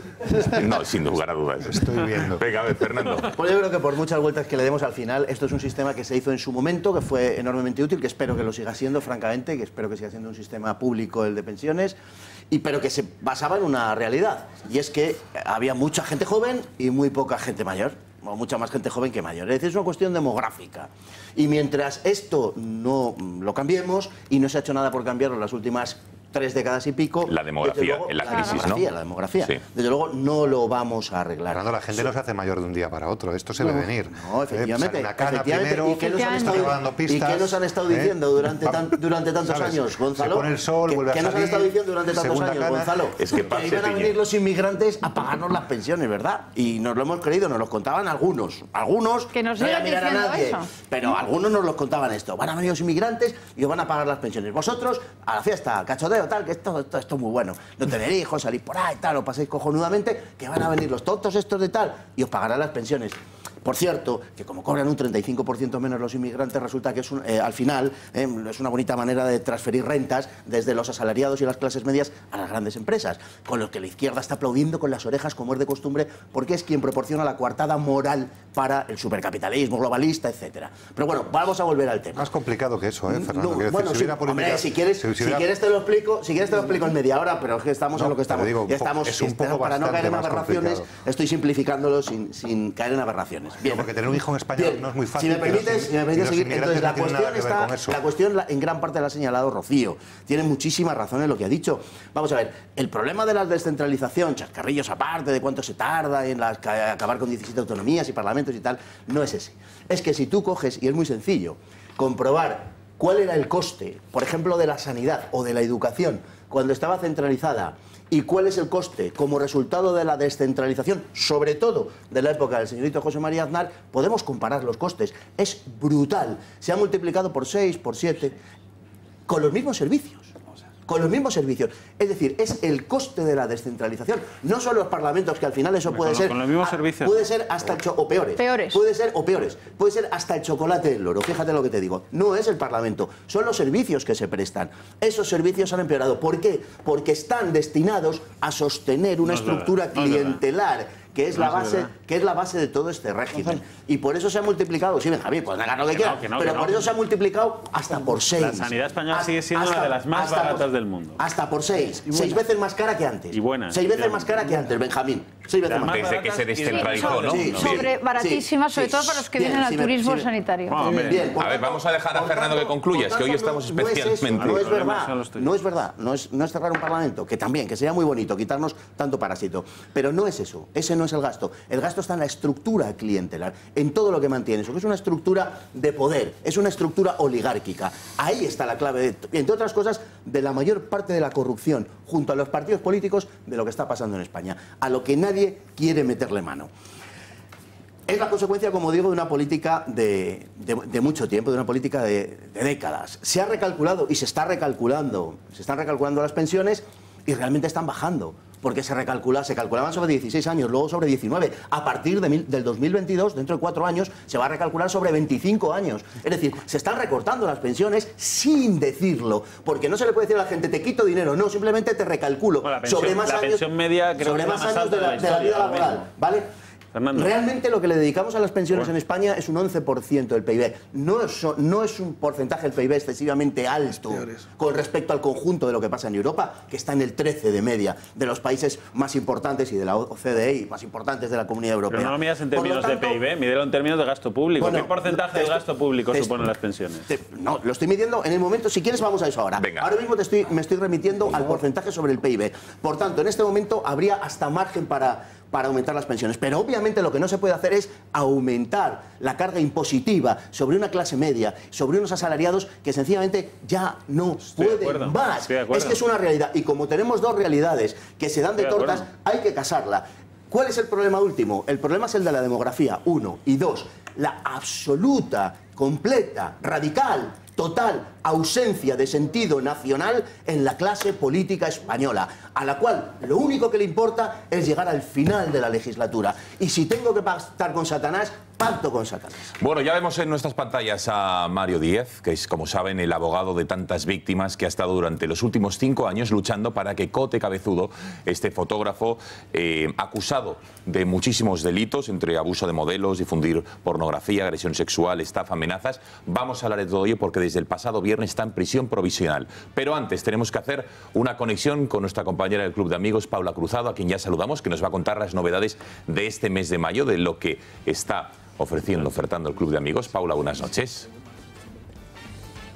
Buenas noches, Gonzalo. El Club de Amigos de Intereconomía sigue repleto de actividades. Para las próximas semanas tenemos prevista la conferencia de Javier Ortega, secretario general de Vox, el miércoles 16 a las 7 de la tarde. Nos hablará de defender España desde los tribunales. El próximo domingo, día 20 de mayo, recorreremos tierras de Castilla-La Mancha. Visitaremos el maravilloso Palacio de El Castañar, propiedad del conde de Mayalde, continuando nuestra ruta por el castillo de Prin, en Retuerta del Buyaque. Almorzaremos en la dehesa del Carrizal. Saldremos de la sede del Club de Amigos sobre las 9 de la mañana y regresaremos sobre las 7 de la tarde. Raf Salam estará con nosotros para hablarnos sobre masonería y el Islam. Serán los martes 22 y 29 de mayo a las 6:30 de la tarde. Y para finalizar nuestras conferencias del mes de mayo, acabaremos con Mario Conde, que será el próximo miércoles día 23 a las 7 de la tarde.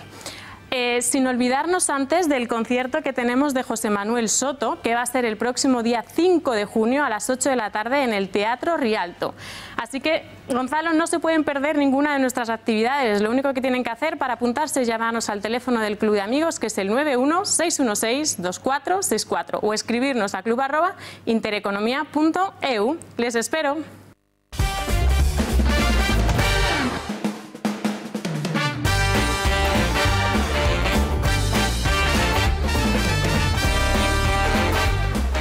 Pasan 8 minutos de las 11 de la noche, aquí seguimos en El Gato. Vamos a cerrar ya el episodio de las pensiones. Quería, Román, hacer una última reflexión y después último turno para Diego. Y nos vamos en directo.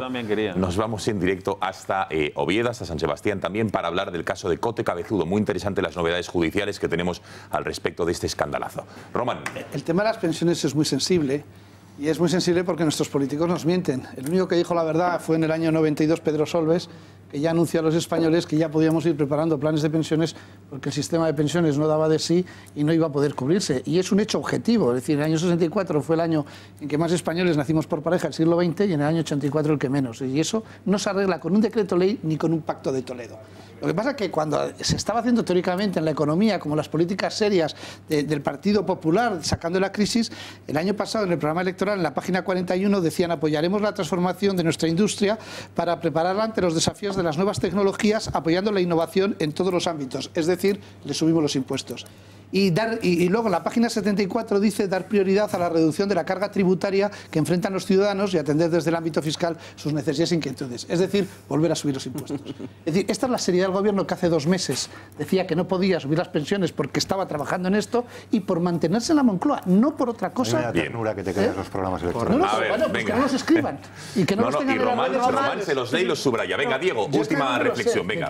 La más aberrante de todas las aberraciones económicas que estamos viendo es que, es que al final hemos acabado todos preguntando si hay que rascar de esto o hay que subir de esto, y no estamos hablando del verdadero problema, que el sistema está en déficit, y de lo que hay que hablar es de los ingresos y de los gastos del sistema. Sí, claro, y no hay que empezar a hablar ahora de ninguna de las cuestiones que hemos acabado hablando aquí o de las que están hablando estos señores, que esto es un sistema, que es una caja en la que entra un dinero y de la que sale un dinero, y hasta que no se cambie el sistema estamos cayendo en la trampa de pensar que las pensiones se pagan con esto o subiéndole a este o quitándole al otro. Pero y lo que tenemos que solucionar es cómo funciona la caja del sistema, entre otras cosas, porque ese es el sistema que tenemos, que lo podríamos cambiar, por supuesto, por supuesto lo podríamos cambiar. Ningún país serio lo tiene de otra forma, existe una caja claramente diferenciada. Que lo puedes cambiar, pero es que, como bien estás diciendo tú a Rocío, eso no se cambia de la noche a la mañana. Pero ni las autonomías ni tampoco el sistema de pensiones. Entonces, al final caemos todos en la trampa, todos estamos cayendo en la trampa. Ya, pero de momento, y esto es una caja con más gastos que ingresos. Los españoles... Tendrás que meter más dinero en los ingresos y tendrás que reducir los gastos. Y tendrás que tener una estrategia a largo plazo. Y esa estrategia pasa todo lo que no sea subir sueldos, las reglas de cálculo. La edad de jubilación es lo primero que hay que cambiar. Bueno, Diego Sánchez de la Cruz. Y eso no son ingresos ni gastos. Ha sido un placer tenerte. Oye, pues tenemos que hablar un día más en profundidad, porque esta última reflexión es verdad, porque sí que hay aspectos positivos de la reducción del gasto que plantean, por ejemplo, Rocío y Fernando, que es evidente que se tiene que hacer, pero claro, eso no quita que el sistema sigue siendo y estando en déficit. Es verdad, efectivamente, pero bueno. En fin, interesantes reflexiones sobre las pensiones. Diego, gracias, muy buenas noches. Si les parece, cambiamos de asunto, vamos a hablar de Cote, en este caso... Caque Minuesa, iba a decir, de Cote Cabezudo, que nada tiene que ver con Caque Minuesa. No, pero sí, como Caque estará después y los dos comienzan por lo de Kilo. Sí, efectivamente.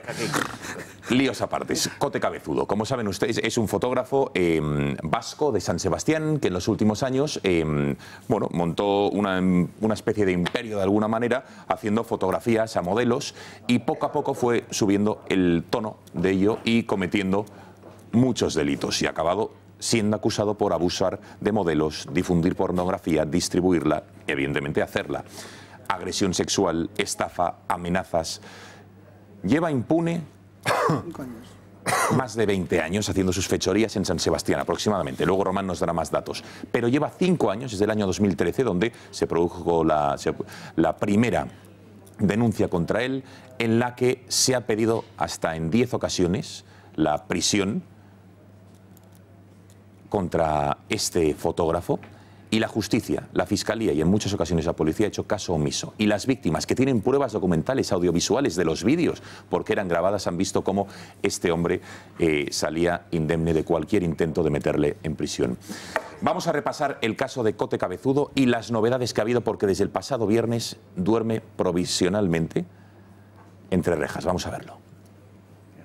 Con tocamientos te toco el pecho, y si quiero lo chupo. Tenía la sensación de que pudiera hablar con mis padres, en el sentido de insinuar que era yo la que lo buscaba. Este tan solo es uno de los desgarradores testimonios de las víctimas de Cote Cabezudo, el fotógrafo vasco acusado supuestamente de agresión sexual, estafa, amenazas, obstrucción a la justicia, distribución de pornografía infantil y corrupción de menores. Un total de 13 víctimas.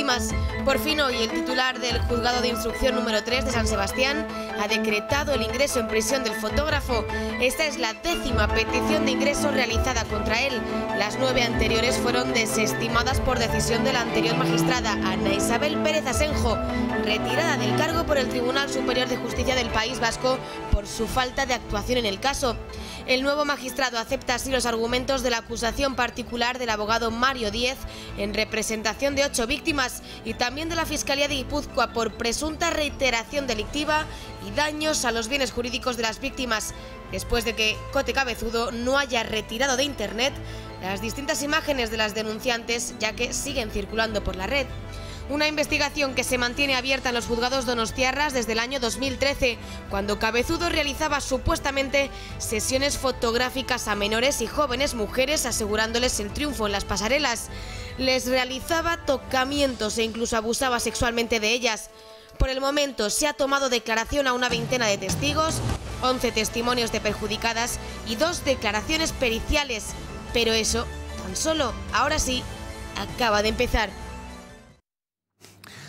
Conectamos con el abogado, quien ha iniciado de alguna manera de la mano de las víctimas, el abogado de muchas de ellas, de la gran mayoría, Mario Díez, a quien ya saludamos. Mario, muy buenas noches.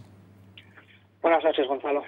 Bueno, no sé cómo empezar, si de alguna manera entiendo, sí, iba a decir enhorabuena, felicidades por haber conseguido, después de 5 años de larguísimas instrucciones judiciales, muchísimo sufrimiento, desazón incluso, que de momento, de manera cautelar, hayan ingresado en prisión a Cote Cabezudo. ¿Cómo estás tú, Mario, y cómo están las víctimas?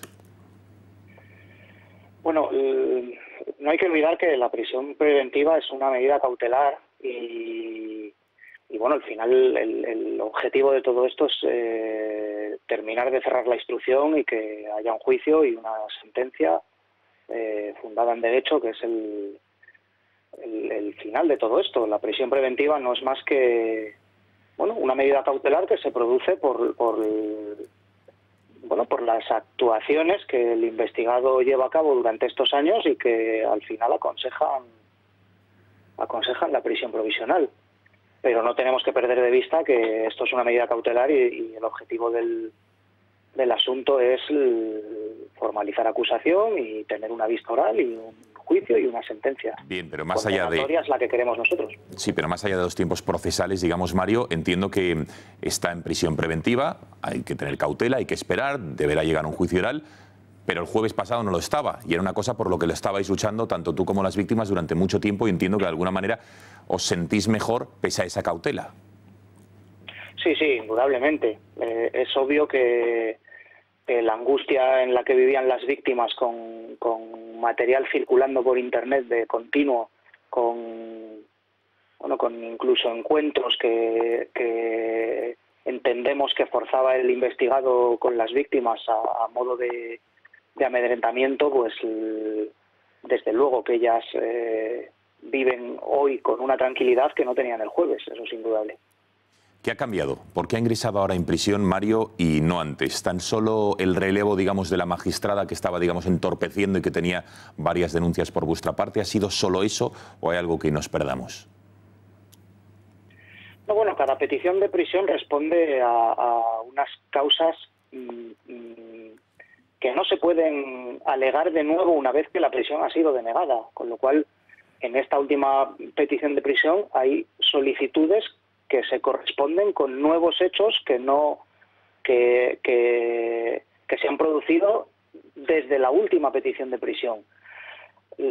Por un lado, hay que valorar esos hechos nuevos, pero desde luego lo que no se puede desconocer es que en 10 anteriores peticiones de prisión resolvió una magistrada que hoy tiene admitida a trámite una querella por prevaricar, por presuntamente prevaricar, que habrá que ver qué recorrido tiene esa querella, y que en la primera resolución en la que el magistrado sustituto entra a conocer del caso, decreta la prisión. Luego, bueno, cada uno que haga la interpretación que... Entonces, Mario, llevas 5 años peleando, representando a víctimas. ¿Cómo entiendes que ante las pruebas tan evidentes, porque esto no es una cuestión de la versión o la palabra de uno contra otro, sino que aquí había pruebas documentadas, audiovisuales, que tenían los jueces, que tenía la Fiscalía, que en su día tuvo la policía, con vídeos, está el material pornográfico, la pornografía infantil incluso, en Internet ha estado hasta hace poco, no sé si incluso todavía siguen rulando por ahí y se puede acceder por 14 euros al mes, es decir, cosas gravísimas. ¿Cómo es posible que hayan tenido que pasar 5 años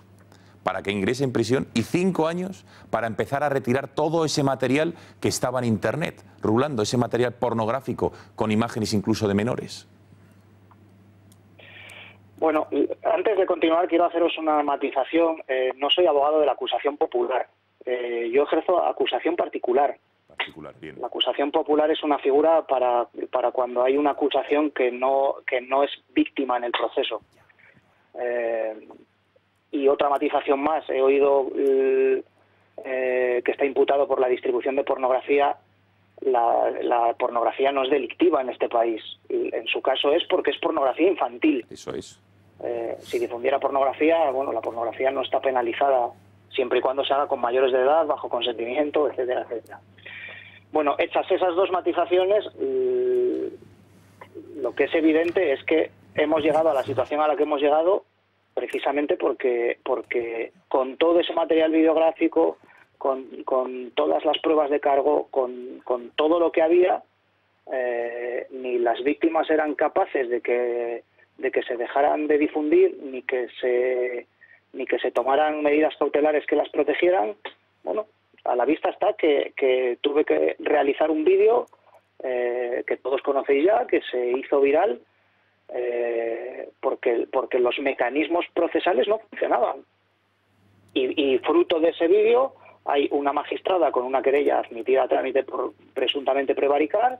Automáticamente la Fiscalía, o después de 5 años, ordena que se retire la pornografía infantil de manera inmediata. Bueno, a la vista está el antes y el después, y hay procesos abiertos para determinar qué es lo que ha pasado durante todo ese tiempo, para que a nivel jueces, a nivel fiscales, no se haya procedido como se debía de proceder, a nivel policía también. Sí, eso es evidente, Mario, pero tú te habrás tenido que preguntar cómo es posible esto que está ocurriendo. Está claro que tú vas a ser bastante prudente y probablemente no creo que no sé si es que una táctica procesal, por decirlo de alguna manera, sea no entrar al trapo, pero oye, 5 años representando a víctimas como acusación particular, viendo todo lo que has visto, con hechos, con pruebas. Y ahora, por ejemplo, tantos otros casos mediáticos que hay, aquí sí que hay pruebas irrefutables, incluso de esa pornografía infantil. Claro, te tendrás que haber preguntado por qué ha ocurrido todo este escándalo, que no se haya metido en prisión, que no se hayan eliminado ese contenido, e incluso el silencio mediático que por primera vez desde que ha entrado en prisión se está empezando a romper, y cada vez más medios empiezan a hablar de esto, no solo Sin Filtros o Intereconomía, sino más medios. Te lo habrás tenido que preguntar. Bueno, es obvio que me lo he preguntado y bueno, y he investigado en la medida de mis posibilidades al respecto, y yo tengo claro que Cote Cabezudo recibe una protección porque quien le protege está en la necesidad de protegerle. A partir de ahí, pues trataremos de por las vías jurídicas, que es lo que me corresponde a mí, determinar quién le protegía, por qué, y bueno, y que cada cual asuma su papel en esto. Bien. Lo que está claro es que no es una cuestión de errores del sistema, ¿no? Los errores caben 2, 3, 4, no 20. Está claro. Bueno, Mario, si te parece, tenemos a analistas en la mesa que me gustaría que opinaran al respecto de este caso. Algunos de ellos estuvieron presentes en el programa cuando tú estuviste el día 2 de abril aquí en Plató, en Madrid. Empezamos por Román Cendoya. Me gustaría hacerte la pregunta que Mario mismo se hacía. ¿Quién protege o quién ha estado protegiendo a Cote Cabezudo, Román? Mira, muchos intereses políticos que han hecho que la actuación de la justicia y la actuación de la propia policía judicial en el País Vasco, que ha sido la Ertzaintza, no haya hecho su trabajo, sino todo lo contrario. Es decir, dificultar las tareas de los pocos medios, como ha sido Sin Filtros, o lo que hemos hecho otros, en que han intentado tapar absolutamente que saliera la información. Yo he denunciado un montón de veces el silencio absolutamente mediático del Diario Vasco, ¿no? Que por fin ha vuelto a empezar a informar, pero empezó el domingo con una página en la que ya titulaba: la defensa de Cote Cabezudo prepara ya el recurso que le permita salir en libertad. Es decir, en lugar de hacer un reportaje a las víctimas, que sí que tienen un reportaje, lo que le preocupa al Diario Vasco es que Cote ya pronto puede salir en libertad. Le preocupa porque lo quieren tener fuera. Ha sido un éxito lo que ha hecho Mario con las víctimas. Yo creo que ha cambiado las cosas precisamente por la difusión en redes sociales del vídeo que se hizo viral con casi 1 millón ya de visualizaciones, el que saltara un medio nacional, como fue este caso, el trabajo que ha hecho enorme Sin Filtros y Melchor Miralles durante todos estos años, que ha llevado a ese cambio de magistrada, ha llevado al cambio también de fiscal. Y que los hechos son objetivos, la manada está ahí, tanta persecución, el caso en San Sebastián del tatuador, los casos sobre los vinculados con dos sacerdotes, y que Cote siguiera fuera era un escándalo. Ahora bien, la retirada del material y que Cote Cabezudo, Mario, que ya era un freno para que otro montón de víctimas que estaban temerosas precisamente porque podían ser chantajeadas con material, y que Cote Cabezudo estuviera en libertad, ha supuesto que den el paso ya para poner las denuncias oportunas y que se sumen a la denuncia que tú estás liderando. Bueno, trabajamos contra reloj para presentar esta misma semana 8 querellas más. ¿Cuántas más? Perdona. 8 querellas más. 8 más, ¿no? De 8 nuevas víctimas que ahora ya sí dan el paso, porque claro, uno de los motivos por los que no progresaba las denuncias es porque Cote Cabezudo estaba en libertad, tenía acceso al material y a poder seguir subiendo a las redes, lo cual eso era un chantaje enorme para que las víctimas no pudieran denunciarlo, porque se podían encontrar perfectamente reflejadas en las redes porque se le mantenía. Que esté en la cárcel evita que ese chantaje a las víctimas no se produzca y que se puedan sumar a la denuncia, porque el caso no es de 8, es de muchísimas más. Benjamín y Fernando. Sí, buenas noches. Yo quería preguntarte por el nuevo juez, ¿no? ¿Qué sensaciones tenéis con la actuación del nuevo magistrado? Porque, bueno, si tenemos a un juez independiente puesto, pues parece que una vez que la justicia echa a andar es difícil pararla, ¿no? No sé si hasta ahora os satisface las decisiones que ha tomado y las sensaciones, sobre todo, que tenéis respecto a su posible independencia. Bueno, a mí el magistrado nuevo hasta ahora me parece su labor impecable. No siendo todas sus decisiones favorables a nuestras pretensiones, me parece impecable. Bien, claro, está claro que Mario, evidentemente, evidentemente es buena señal, pero que también de los temas que están subyúdice, por llamarlo de alguna manera, tiene que ser bastante cauto. Fernando. Bueno, ya lo hablamos en su momento cuando estuvieron aquí, ¿verdad? Y creo que el tema es absolutamente escandaloso, pero bueno, rebasando casi todos los límites. Quizá el hecho de que sea, pues, en fin, en una zona que no es Madrid, Barcelona, pues a lo mejor lo ha amortiguado un poco, en el sentido de que las oligarquías locales han logrado que esto no salga de una forma más eficaz que lo que hubiera podido suceder en otros casos, ¿no? Pero aquí parece que hay una implicación de la justicia, de la policía, de los medios y de los políticos, porque se ha apuntado la participación de personajes de relieve de la sociedad en fin, de la capital guipuzcoana, ¿no? Y lo que se ve sobre todo es que, bueno, algo que, en fin, hace que consideremos que llueve sobre mojado, ¿no? Que unos casos sí salen, son hiperpublicitados, que otros casos, por el contrario, no es que no lo sean, es que se entierran, ¿no? el caso, por ejemplo, de los 5 drag queen que violaron a un joven y tal, que fueron excarcelados por una decisión del gobierno de Zapatero, las varias manadas de argelinos que andan por ahí y demás, que no han salido en los medios en absoluto, mientras que de otros tenemos una absoluta hiperpublicitación, ¿no? Entonces, quizá en este caso, en el caso de Cote Cabezudo, de este personaje, bueno, pues a partir de este hecho y de que se publicite, podamos esperar que algún día se haga justicia. Yo tengo mis reservas fundamentalmente por una razón, por una cuestión, y es porque aquí, no nos engañemos, aquí no importan las víctimas, aquí lo que importa son los autores. Y en función de eso se mueve la opinión pública. Que, Fernando, hay una cosa que es importante, y es que lo que no puede terminar el caso es con la prisión de Cote Cabezudo. Es decir, es un paso previo y necesario de este caso, pero este caso tiene ramificaciones de usufructuarios y beneficiarios de ciertos favores sexuales concedidos a través de la mediación de Cote Cabezudo. Que es a donde apunta Mario. Que es donde hay que llegar. Es decir, aquí no basta con que ya está Cote en la cárcel. No, no, hay que seguir. Claro, claro. Hay que seguir. Este es el primer paso. No, por eso le preguntaba yo por la actuación del nuevo juez. Mira, el juez el otro día... La justicia es verdad que tarda en arrancar, pero una vez que arranca... Bueno, ha tardado 5 años, ha habido que quitar a la juez, ha habido que quitar a un fiscal... No, si este consigue poner en marcha... anterior, que estaba bajo sospecha. Si este consigue poner en marcha la rueda de la justicia, pues más lenta o más rápida es inexorable, claro.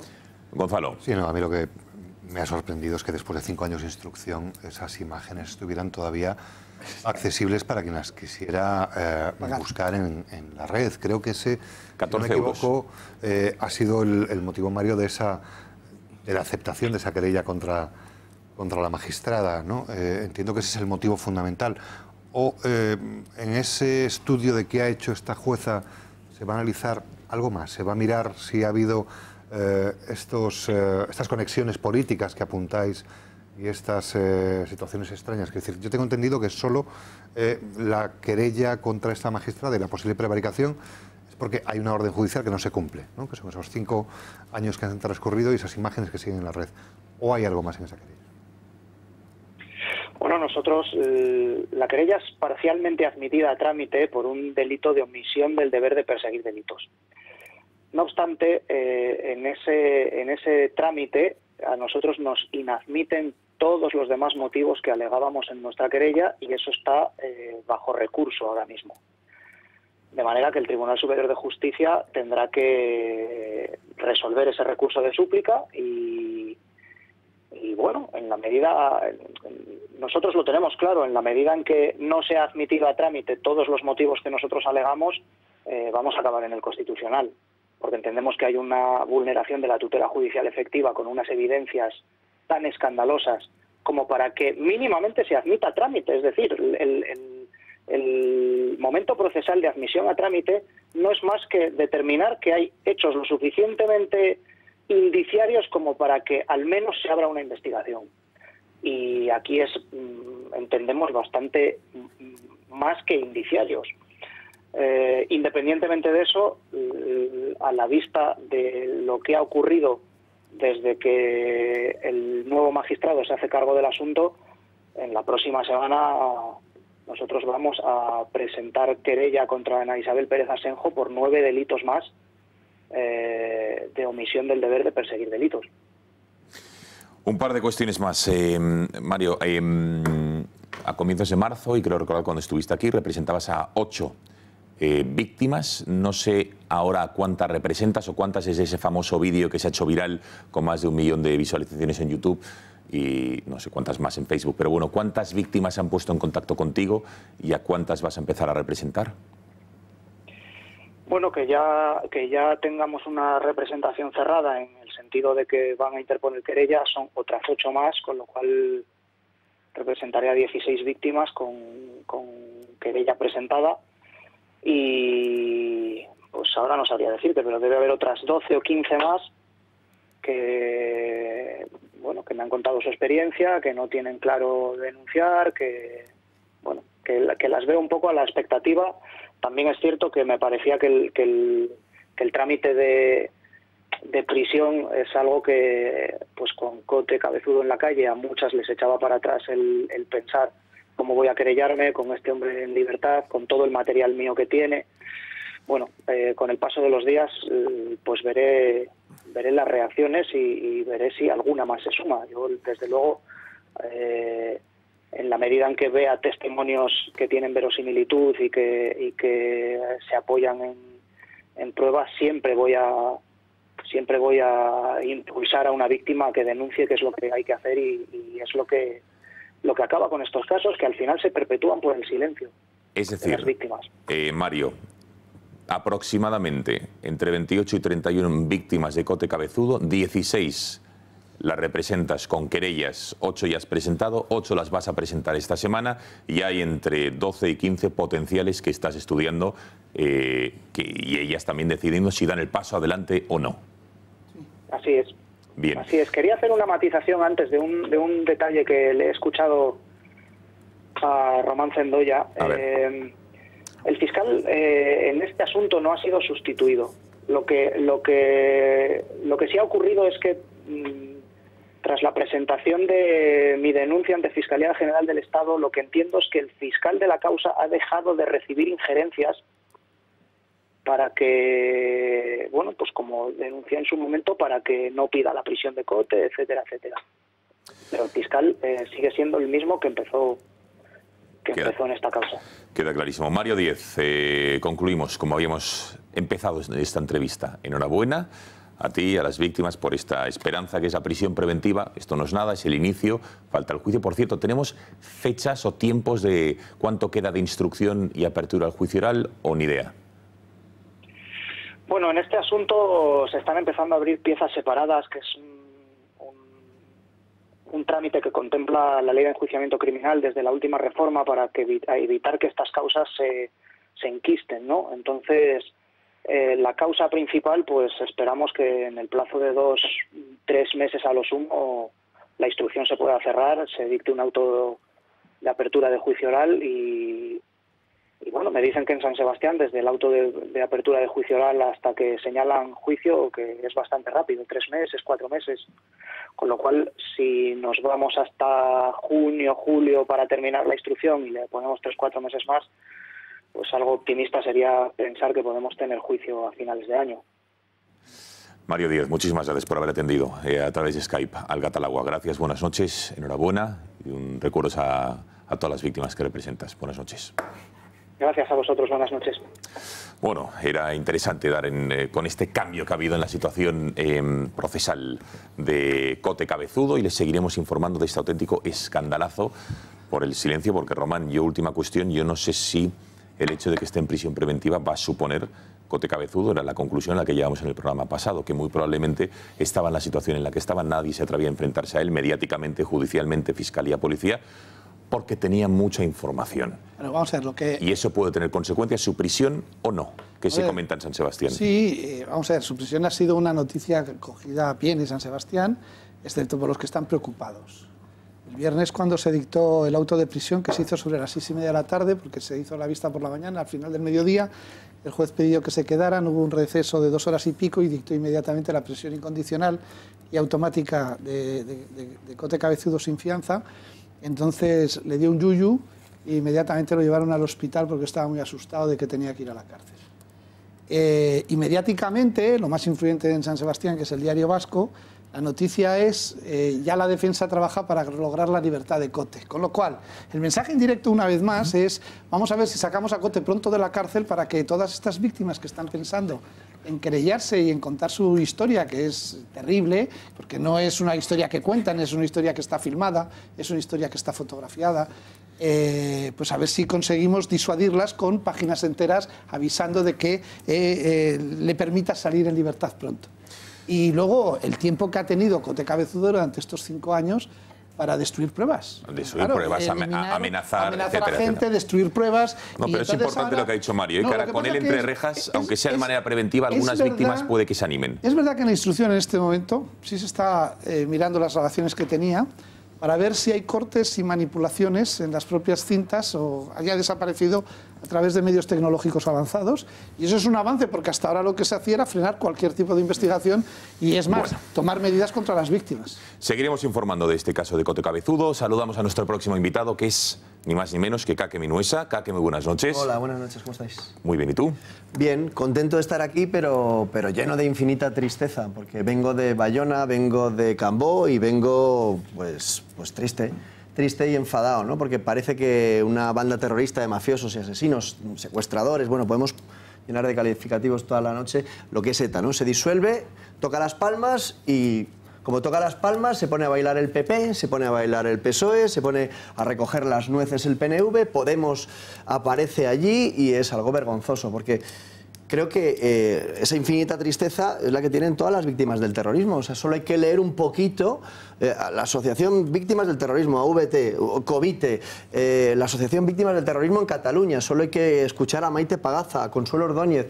En fin, es terrorífico que ellos se pongan a hablar el mismo día que el PNV está hablando de acercamiento de presos, cuando vamos a esperar, ¿no? O sea, unos mafiosos dicen que dejan de serlo. Bueno, vale, pues vamos a esperar, ¿no? Vamos a mirar cómo está Pamplona, por qué ponen la Icurriña en los Sanfermines, vamos a ver el idioma, vamos a ver el País Vasco francés ese que en Bayona ponen la Icurriña. Vamos a mirar un poco, vamos a escuchar un poco. En esa cita en Cambó no había víctimas del terrorismo. No es que hicieron un minuto de silencio, me parece vergonzoso. Y lo que te digo, que vengo con mucha tristeza. Te veo dolido, Kake. Sí. Es que bueno, yo no puedo hablar ni arrogarme la representación de ninguna víctima porque no, pero les has tratado mucho, has investigado bastante al respecto. Y solo hay que leer un poco. O sea, tú te metes en @VT y ves lo que piensan de esta disolución, cuando ves a líderes internacionales que tienen la bandera del reagrupamiento de presos, de asesinos. Bueno, todos nos acordamos de la doctrina, ¿cómo era? Parot. Sí, de la derogación de la Parot. ¿Y cómo salió el asesino de Gregorio Ordóñez? Sí, Valentín Lasarte. Sí, que decía que no se acordaba. ¿Pidió perdón a Consuelo? No, Consuelo fue a la cárcel a preguntarle si había... le pidió perdón y le dijo, vale, pues... si hay que pedir, se pide, pero... No, pero tienes que colaborar. ¿Con quién mataste a Gregorio Ordóñez? Dice, no me acuerdo. Entonces, todo es una tomadura de pelo que realmente pues entristece. ¿Vemos el reportaje de Bayona? Sí, nos fuimos a Bayona a mostrar un poco lo que es la realidad. Locales apoyando a los presos etarras. Banderas y curriñas que pueden estar bien, pero no en el ayuntamiento. La gente que no se siente representada. Un monumento a ETA en Bayona. Entonces es una vergüenza. Entonces, antes de hablar de acercamiento de presos, yo creo que habría que mirar esto. Vamos a verlo. Venga. Estamos en Francia, lo que los separatistas llaman en Bayona, en el País Vasco francés. Aquí es donde entregaron las armas, hicieron ese paripé hace más de un año los terroristas, donde nos encontramos con el carnicero de Mondragón y donde pusieron un monumento en homenaje al terror. Un monumento con un hacha y un monumento con forma de árbol. Los vecinos indignados han conseguido que lo quiten y el alcalde guarda un silencio vergonzoso. Nada, cero. Pero si va... Nada. ¿No? ¿Por qué? No, para hablar de ETA... Sí, nada, cero.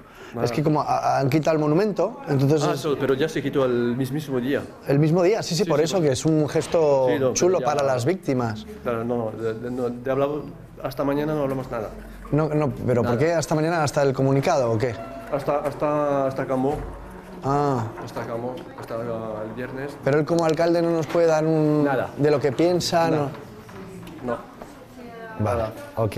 A todos los medios lo mismo. Ok. A nadie. Ok. Gracias. ¿Le puedo preguntar por lo de ETA, alcalde? No. ¿Eso por lo de ETA? No es posible. ¿No es posible? Ya te he dicho que no. Ya, hombre, gracias. pero mi obligación es preguntarle al alcalde. Bueno.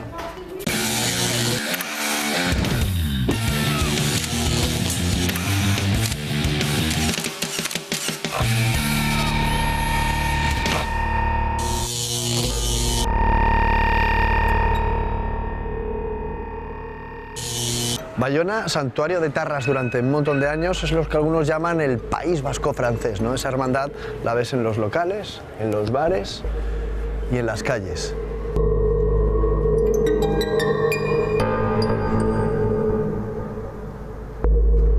Y mirad con lo que nos hemos encontrado aquí en Bayona, un local de apoyo a los presos de ETA, un local que es solo para eso, con carteles, megáfonos y todo tipo de infraestructura para apoyar en las manifestaciones a los prisioneros etarras. Hola. Oye, ¿te podemos preguntar por el tema de lo de mañana? Podemos preguntar, es que veo que tenéis aquí todo el acercamiento de presos, todo esto es para las manifestaciones y demás. ¿No vais a hacer declaraciones ni nada? ¿Pero esto es un local de apoyo a los presos o de qué es? ¿Tú qué piensas? Hombre, yo veo que hay muchos lemas que hablan del acercamiento de presos. Por si queréis hacer alguna declaración del fin de ETA. ¿No queréis hacer ninguna declaración? Nada. ¿Y mañana qué vais a hacer? ¿Vais a ir también con todo? Los de aquí no vamos a hacer nada, absolutamente nada. Vosotros os dirigís a Baquevidea, a los que organizan y punto. ¿Y a vosotros quién os financia? Porque esto es un local y... El gobierno español. El gobierno español os financia. El PP. El PP, ¿no? Y un tal Quique Viñuesa también. Caque. Veo que me tenéis cariño. Menos mal que ya no matáis, macho. Philippe, qu'est-ce que tu penses del monument pour les terroristes? C'est scandaleux. ¿Escándalo? Un scandale. ¿Te imaginas que ponen un monumento a los yihadistas de París? No. ¿Ah? Pues es lo mismo. Sí, no se hace. No se hace. Sí. Alors si un jour une bande de la manada de Sevilla. Ajá, un monumento a la manada. ¿Qué pensaría la gente si le hicieran un monumento a la manada de Sevilla? Pues es lo mismo que piensan los vecinos de aquí. Escandaloso. Escandaloso. Ajá. Barbaridad. El monumento que celebraba el aniversario de la entrega de armas de ETA ha sido quitado. Un hacha, que eran las raíces, y del tronco salía un árbol. Esa celebración del posible fin de ETA han tenido un poquito de dignidad desde el Ayuntamiento de Bayona y lo han quitado. Políticos franceses de la mierda, una gran mierda. Bueno. De la mierda. Se entiende, ¿no? Lo de la mierda. No, cuando le digo a la salida del local este del apoyo a los etarras, digo, menos mal que ya no matáis. Dice, ni vosotros. O sea, ellos siguen ahí con su argumento. O sea, ellos, nosotros, ellos matan, nosotros matamos. O sea, el Estado español mata, ellos matan. Por tanto, hay una lógica. Y yo creo que cuando se habla del relato, pues tendremos que irnos ahí a contarlo, que sean ahora las eurodiputadas las que digan, vamos a contar en Europa. Coño, ¿qué ha pasado estos años que no lo hemos contado? O sea, que esta es la realidad. ¿Qué ha pasado? A ver. No, pero es todo repugnante, y es repugnante porque humilla a las víctimas, que además no tienen el reconocimiento que deberían, y es repugnante porque nos están intentando contar que hay normalidad. Lo que ha pasado realmente es que todos esos que utilizaban la violencia y asesinaban, ahora están en las instituciones.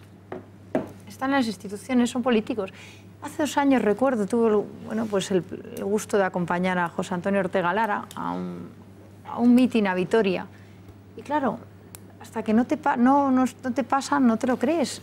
Le lanzaron pues 200 botellas, 200 bolas de acero, tuvo que salir escoltado. Y salimos de milagro, Y eso fue hace 2 años en Vitoria. Y nos quieren contar que hay normalidad. Es que no es verdad. Están haciendo un relato, el relato de la mentira, el relato que olvida a las víctimas y que pretende poner a víctimas y a verdugos al mismo nivel. Y en eso no solo tenemos a los Otegi y a todos estos, sino también tenemos a políticos como Carmena, con nuestra alcaldesa, que fue una de las que estuvo haciendo el famoso acuerdo ese en que, para llegar a la justicia y a la paz. Cuando nos cuentan, denigran la palabra paz y nos dicen que la paz y la reconciliación pasa porque todos se pidan perdón. ¿Pero de qué estamos hablando? Venga, a ver, Roma, porque tenemos muchos testimonios, quiero que escuchen la entrevista del pasado sábado a un etarra que hicieron en TV3, donde de perdón nada, muy similar a lo que te ocurrió en Durango en enero de 2014. ¿Se acuerdan que Quique Viñuesa, del Grupo Intereconomía, le envió a Durango para preguntar, entre otras cosas, en esa rueda de prensa de los expresos que habían sido liberados por la derogación de lo que hablaba antes Román y Quique, de la doctrina Parot? Pues se enfrentó a ellos y les preguntó, bueno, muy bien, ya han soltado ustedes su discurso, ¿y ahora qué pasa con el perdón a las víctimas? Ahora lo vemos todo. Román. Vamos a ver, a mí que ETA no pida perdón me parece normal. Que el nacionalismo siga sacando rédito de esto me parece normal. Que sigan me parece normal, es su ideario, llevan 50 años en esta historia, unos agitaban el árbol y otros recogían las nueces. Hoy sigue pasando lo mismo. A mí lo que me indigna profundamente es la mentira de nuestros políticos, de los nuestros, de los que se permiten decir que los crímenes de ETA se seguirán investigando, sus delitos se seguirán juzgando y en su caso condenando, y las condenas se seguirán cumpliendo. Rajoy no ha detenido a ningún terrorista de ETA desde que es presidente del gobierno. Es más, el éxito de esa persecución con los servicios de inteligencia, la Guardia Civil, la Policía Nacional, es que un tal Josu Ternera hace de locutor. Fíjate. Hace de locutor. Fíjate cómo el Estado español persigue. Dicen, puede ser desde Alemania. Joder, yo no sé para qué tanto hacerle caso a la Merkel. Puigdemont en Alemania, Josu Ternera en Alemania, mantenido y, por supuesto, con plena localización permanente por parte de España. Claramente. Claro, van a seguir cumpliendo condena. Valentín Lasarte hemos tenido excarcelados durante todo este periodo con la vía oficializada de Nanclares, que se le inventó el PSOE, pero el que la ha oficializado ha sido el gobierno de Rajoy, el primer gobierno de Rajoy, donde con 9 meses de cumplimiento por asesinato ha habido excarcelados. Y es que además luego nos siguen contando historias y tenemos a Bolinaga en Consejo de Ministros se le cambió la tipificación como presa para cumplir con el mandato que tenía el pacto de Zapatero con ETA, negociado por Jesús Eguiguren, que se hizo tan amigo como escribe en su libro de Josu Ternera y se entendían perfectamente. Entonces, a mí, que los etarras no pidan perdón, lo entiendo. Son unos criminales, unos asesinos, nos han jodido la vida a muchísimas personas, pero lo que yo no acepto es que mi Estado de Derecho claudique. Y cuando nos cuentan estas historias, para que nos demos cuenta de que no es verdad, el otro día tuvimos una escenificación del Estado confederado de Ego Euskal Herria, que es el Lehendakari de Euskadi con la presidenta del gobierno de Navarra en acto conjunto confederado, ahí lo vamos a ver, ahí lo vamos a ver. Euskal Herria, o sea, el sur de Euskal Herria, juntos. Iparralde, sí. No, Iparralde es el norte y esto es Ego, es la zona. Y Iparralde a la vez trabajando para la gran Euskal Herria. Entonces, ¿qué buscaba ETA? La unión de Navarra y Euskadi. ¿Qué consiguió el día que se disolvía? ¿Qué consiguió el día que se disolvía? Que el presidente de Euskadi y el presidente de Navarra estuvieran juntos de forma confederada, ya trabajando frente al gobierno de España. Venga, Paz. Bueno, a mí esto de pedir perdón es que es una cosa, ya lo he dicho muchas veces, es una cuestión particular suya. A mí me parece muy bien que pidan perdón, pues se confiesen y que pidan perdón a nuestro Señor Jesucristo y que el sacerdote les absuelva, me parece maravilloso. Al margen de eso tienen que cumplir sus penas, sus condenas. Pidan perdón o no pidan perdón, es que esto es independiente. De hecho, los políticos, también estoy un poco aburrido de recordarlo, nos aseguraron que se iban a pudrir en la cárcel. Mentira. No he visto a nadie que se pudra en la cárcel. Es más, he visto gente escarcelada porque estaban enfermos, lo cual es una absoluta vergüenza. Nos han mentido una vez más. Las últimas informaciones que salen, que se han publicado, es que ya hay abogados de ETA, como Íñigo Iruín, por ejemplo, pactando en la Audiencia Nacional, haciendo los primeros sondeos para un futuro pacto, acerca de arreglar toda esta historia, ¿no? Tocando los distintos organismos del Estado. Porque el Estado mantiene un entendimiento y un diálogo con ETA, se ha mantenido durante todo el tiempo, nunca ha dejado de haber esos contactos y ocasionalmente ha habido pactos. Y yo no tengo ninguna duda de que esto se corresponde con un pacto con el Estado. No estoy diciendo con un gobierno o con otro, sino con el Estado. Sí, pero hablas de cumplir las penas y los más dolidos de todo esto, ¿quiénes son? A los que les han matado. Con independencia del gobierno. Es que aquí no se habla de los que los han matado. Un pacto con el Estado, es que el que le han matado a sus hermanos. Absolutamente, cuando el gobierno se hace solidario de ese Estado. Firma la hoja de ruta. ¿Cómo que no puedes tener un pacto con el Estado? Desde un pacto comercial hasta un pacto moral o político. ¿Cómo que no puedes tener un pacto con el Estado? Naturalmente que puedes tener un pacto con el Estado. De hecho, ¿cómo que no? Dependen de todos los gobiernos, Benjamín, y todos se han hecho solidarios de esa política. Momento, no nos interrumpamos porque el tiempo está muy tasado y ahora sí que voy a hacer... Momento, Benjamín, está Fernando. Concluye Fernando, Gonzalo y Benjamín, que el tiempo está muy tasado, por favor. Todos los gobiernos se han sentado, todos los gobiernos se han sentado con ETA, todos, sin excepción. Y los que han venido después han sido solidarios de la política anterior de esos gobiernos. Es un hecho. Un pacto con el Estado. Sí, señor, con el Estado.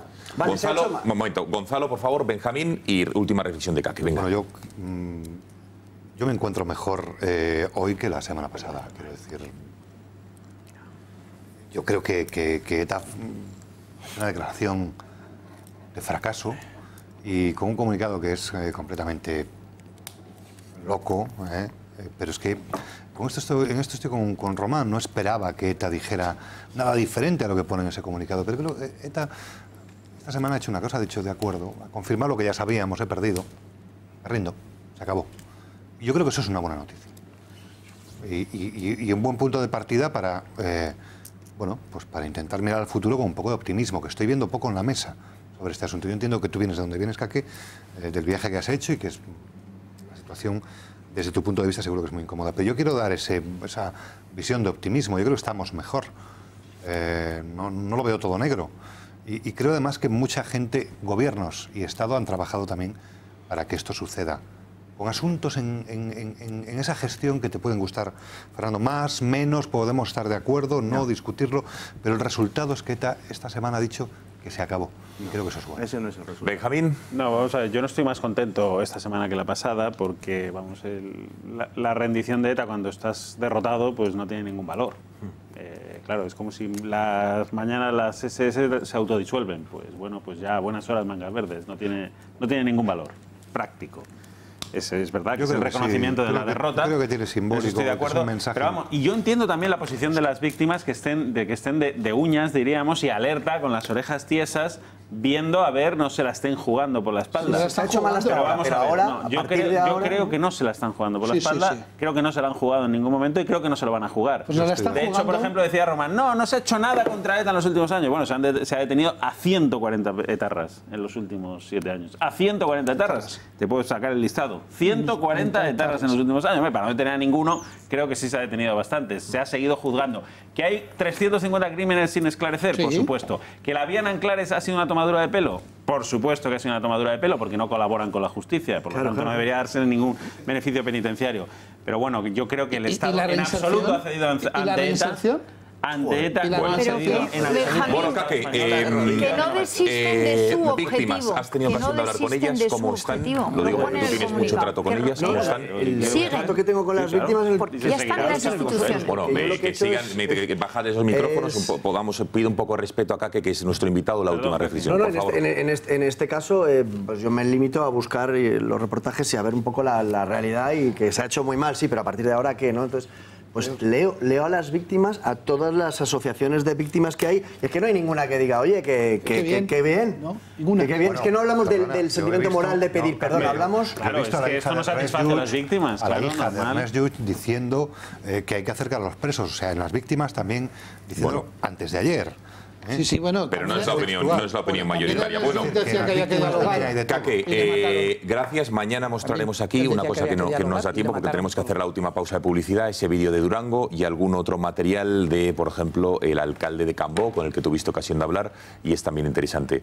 Gracias, enhorabuena una vez más, sobre todo por esta lucha. Se ha abanderado, yo creo, durante muchos años a gente que muchas veces está huérfana o sin voz, que han sido las víctimas, ¿no? Y tú no has cesado de darles voz, también otros medios de comunicación, como este y demás, pero está muy bien. No, por eso, pero tú como periodista también hay que esos políticos de siempre con las víctimas, de... Bueno, lo que ha dicho Fernando, se van a pudrir. Sí, se van a pudrir, eso es lo único que hay que negociar, el color de los barrotes, como decía Gregorio. Bueno, Valentín Lasarte nos acaba. Kake, te despedimos. Al resto de la mesa todavía no, queda todavía gato por delante. Breve pausa de publicidad y regresamos con nuestra última sección. Hasta ahora, Kake, gracias, buenas noches.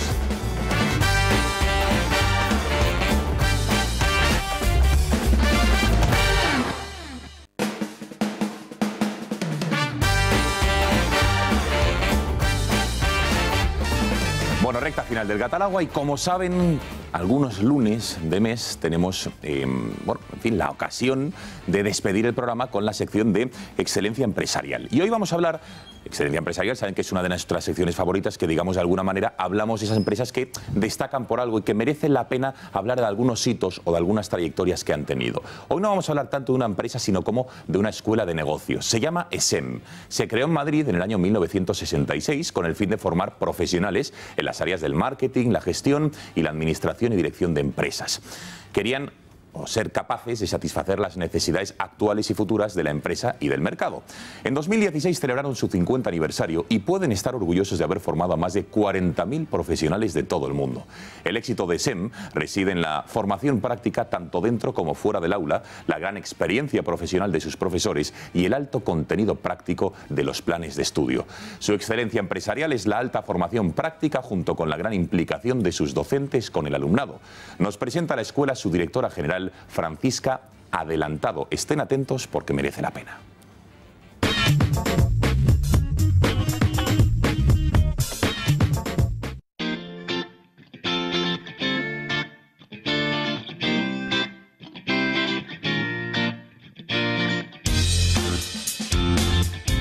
SEM nace y se constituye en el año 1966. Por lo tanto, nosotros hemos celebrado ya los 50 años de actividad de SEM en agosto del 2016.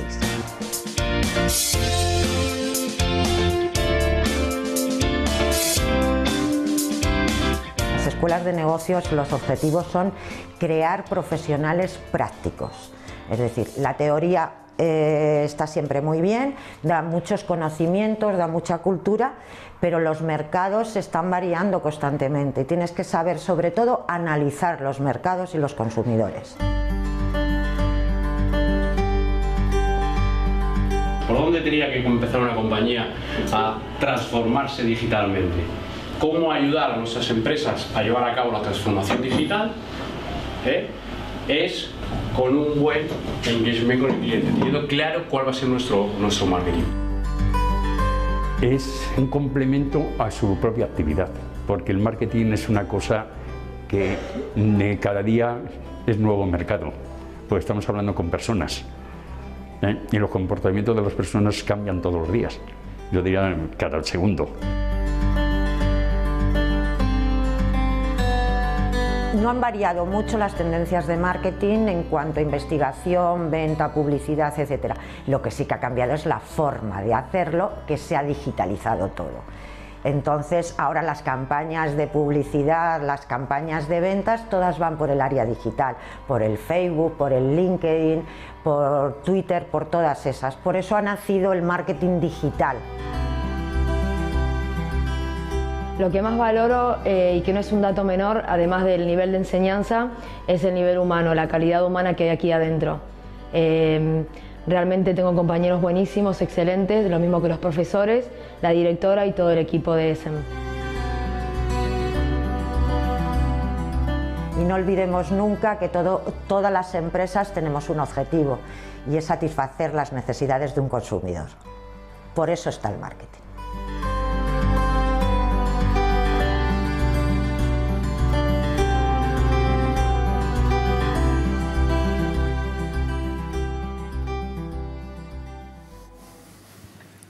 Bueno, y nuestros invitados eran la Escuela Superior de Estudios de Marketing, SEM, que desde luego había que destacar, Román, desde luego es importante. Hombre, sí, 50 años en el mercado. Hombre, desde luego que se dice pronto. Que se dice pronto, dando formación complementaria, que eso es muy buena. Pues ya lo saben, con esta sección despedimos el gato, toda la suerte a SEM, no hay tiempo para más, nos tenemos que ir, así que Gonzalo Cortizo, gracias por haber estado esta noche con nosotros. Gracias, se me ha hecho muy breve. Sí, ha sido muy interesante todas las reflexiones que nos has dado toda la noche. Fernando Paz, gracias. A Masver, Benjamín López, buenas noches. Buenas noches, sigo indignado, tengo que decirlo. Pues nada, desindígnate porque no hay nada que hacer. Rocío Monasterio, muchísimas gracias por haber estado aquí. Gonzalo, estoy indignada también, pero ya se nos pasará. Ya se os pasará nada. Y Román Cendoya, que gracias y buenas noches. Muchas gracias por el partido de entrenamiento para la final de la Champions que nos disteis ayer. Muchas gracias. Ya está. Bueno, señores, que gracias por su confianza. El gato vuelve mañana a las 10 de la noche. Que pasen buena noche, lo que queda de ella por lo menos. Adiós.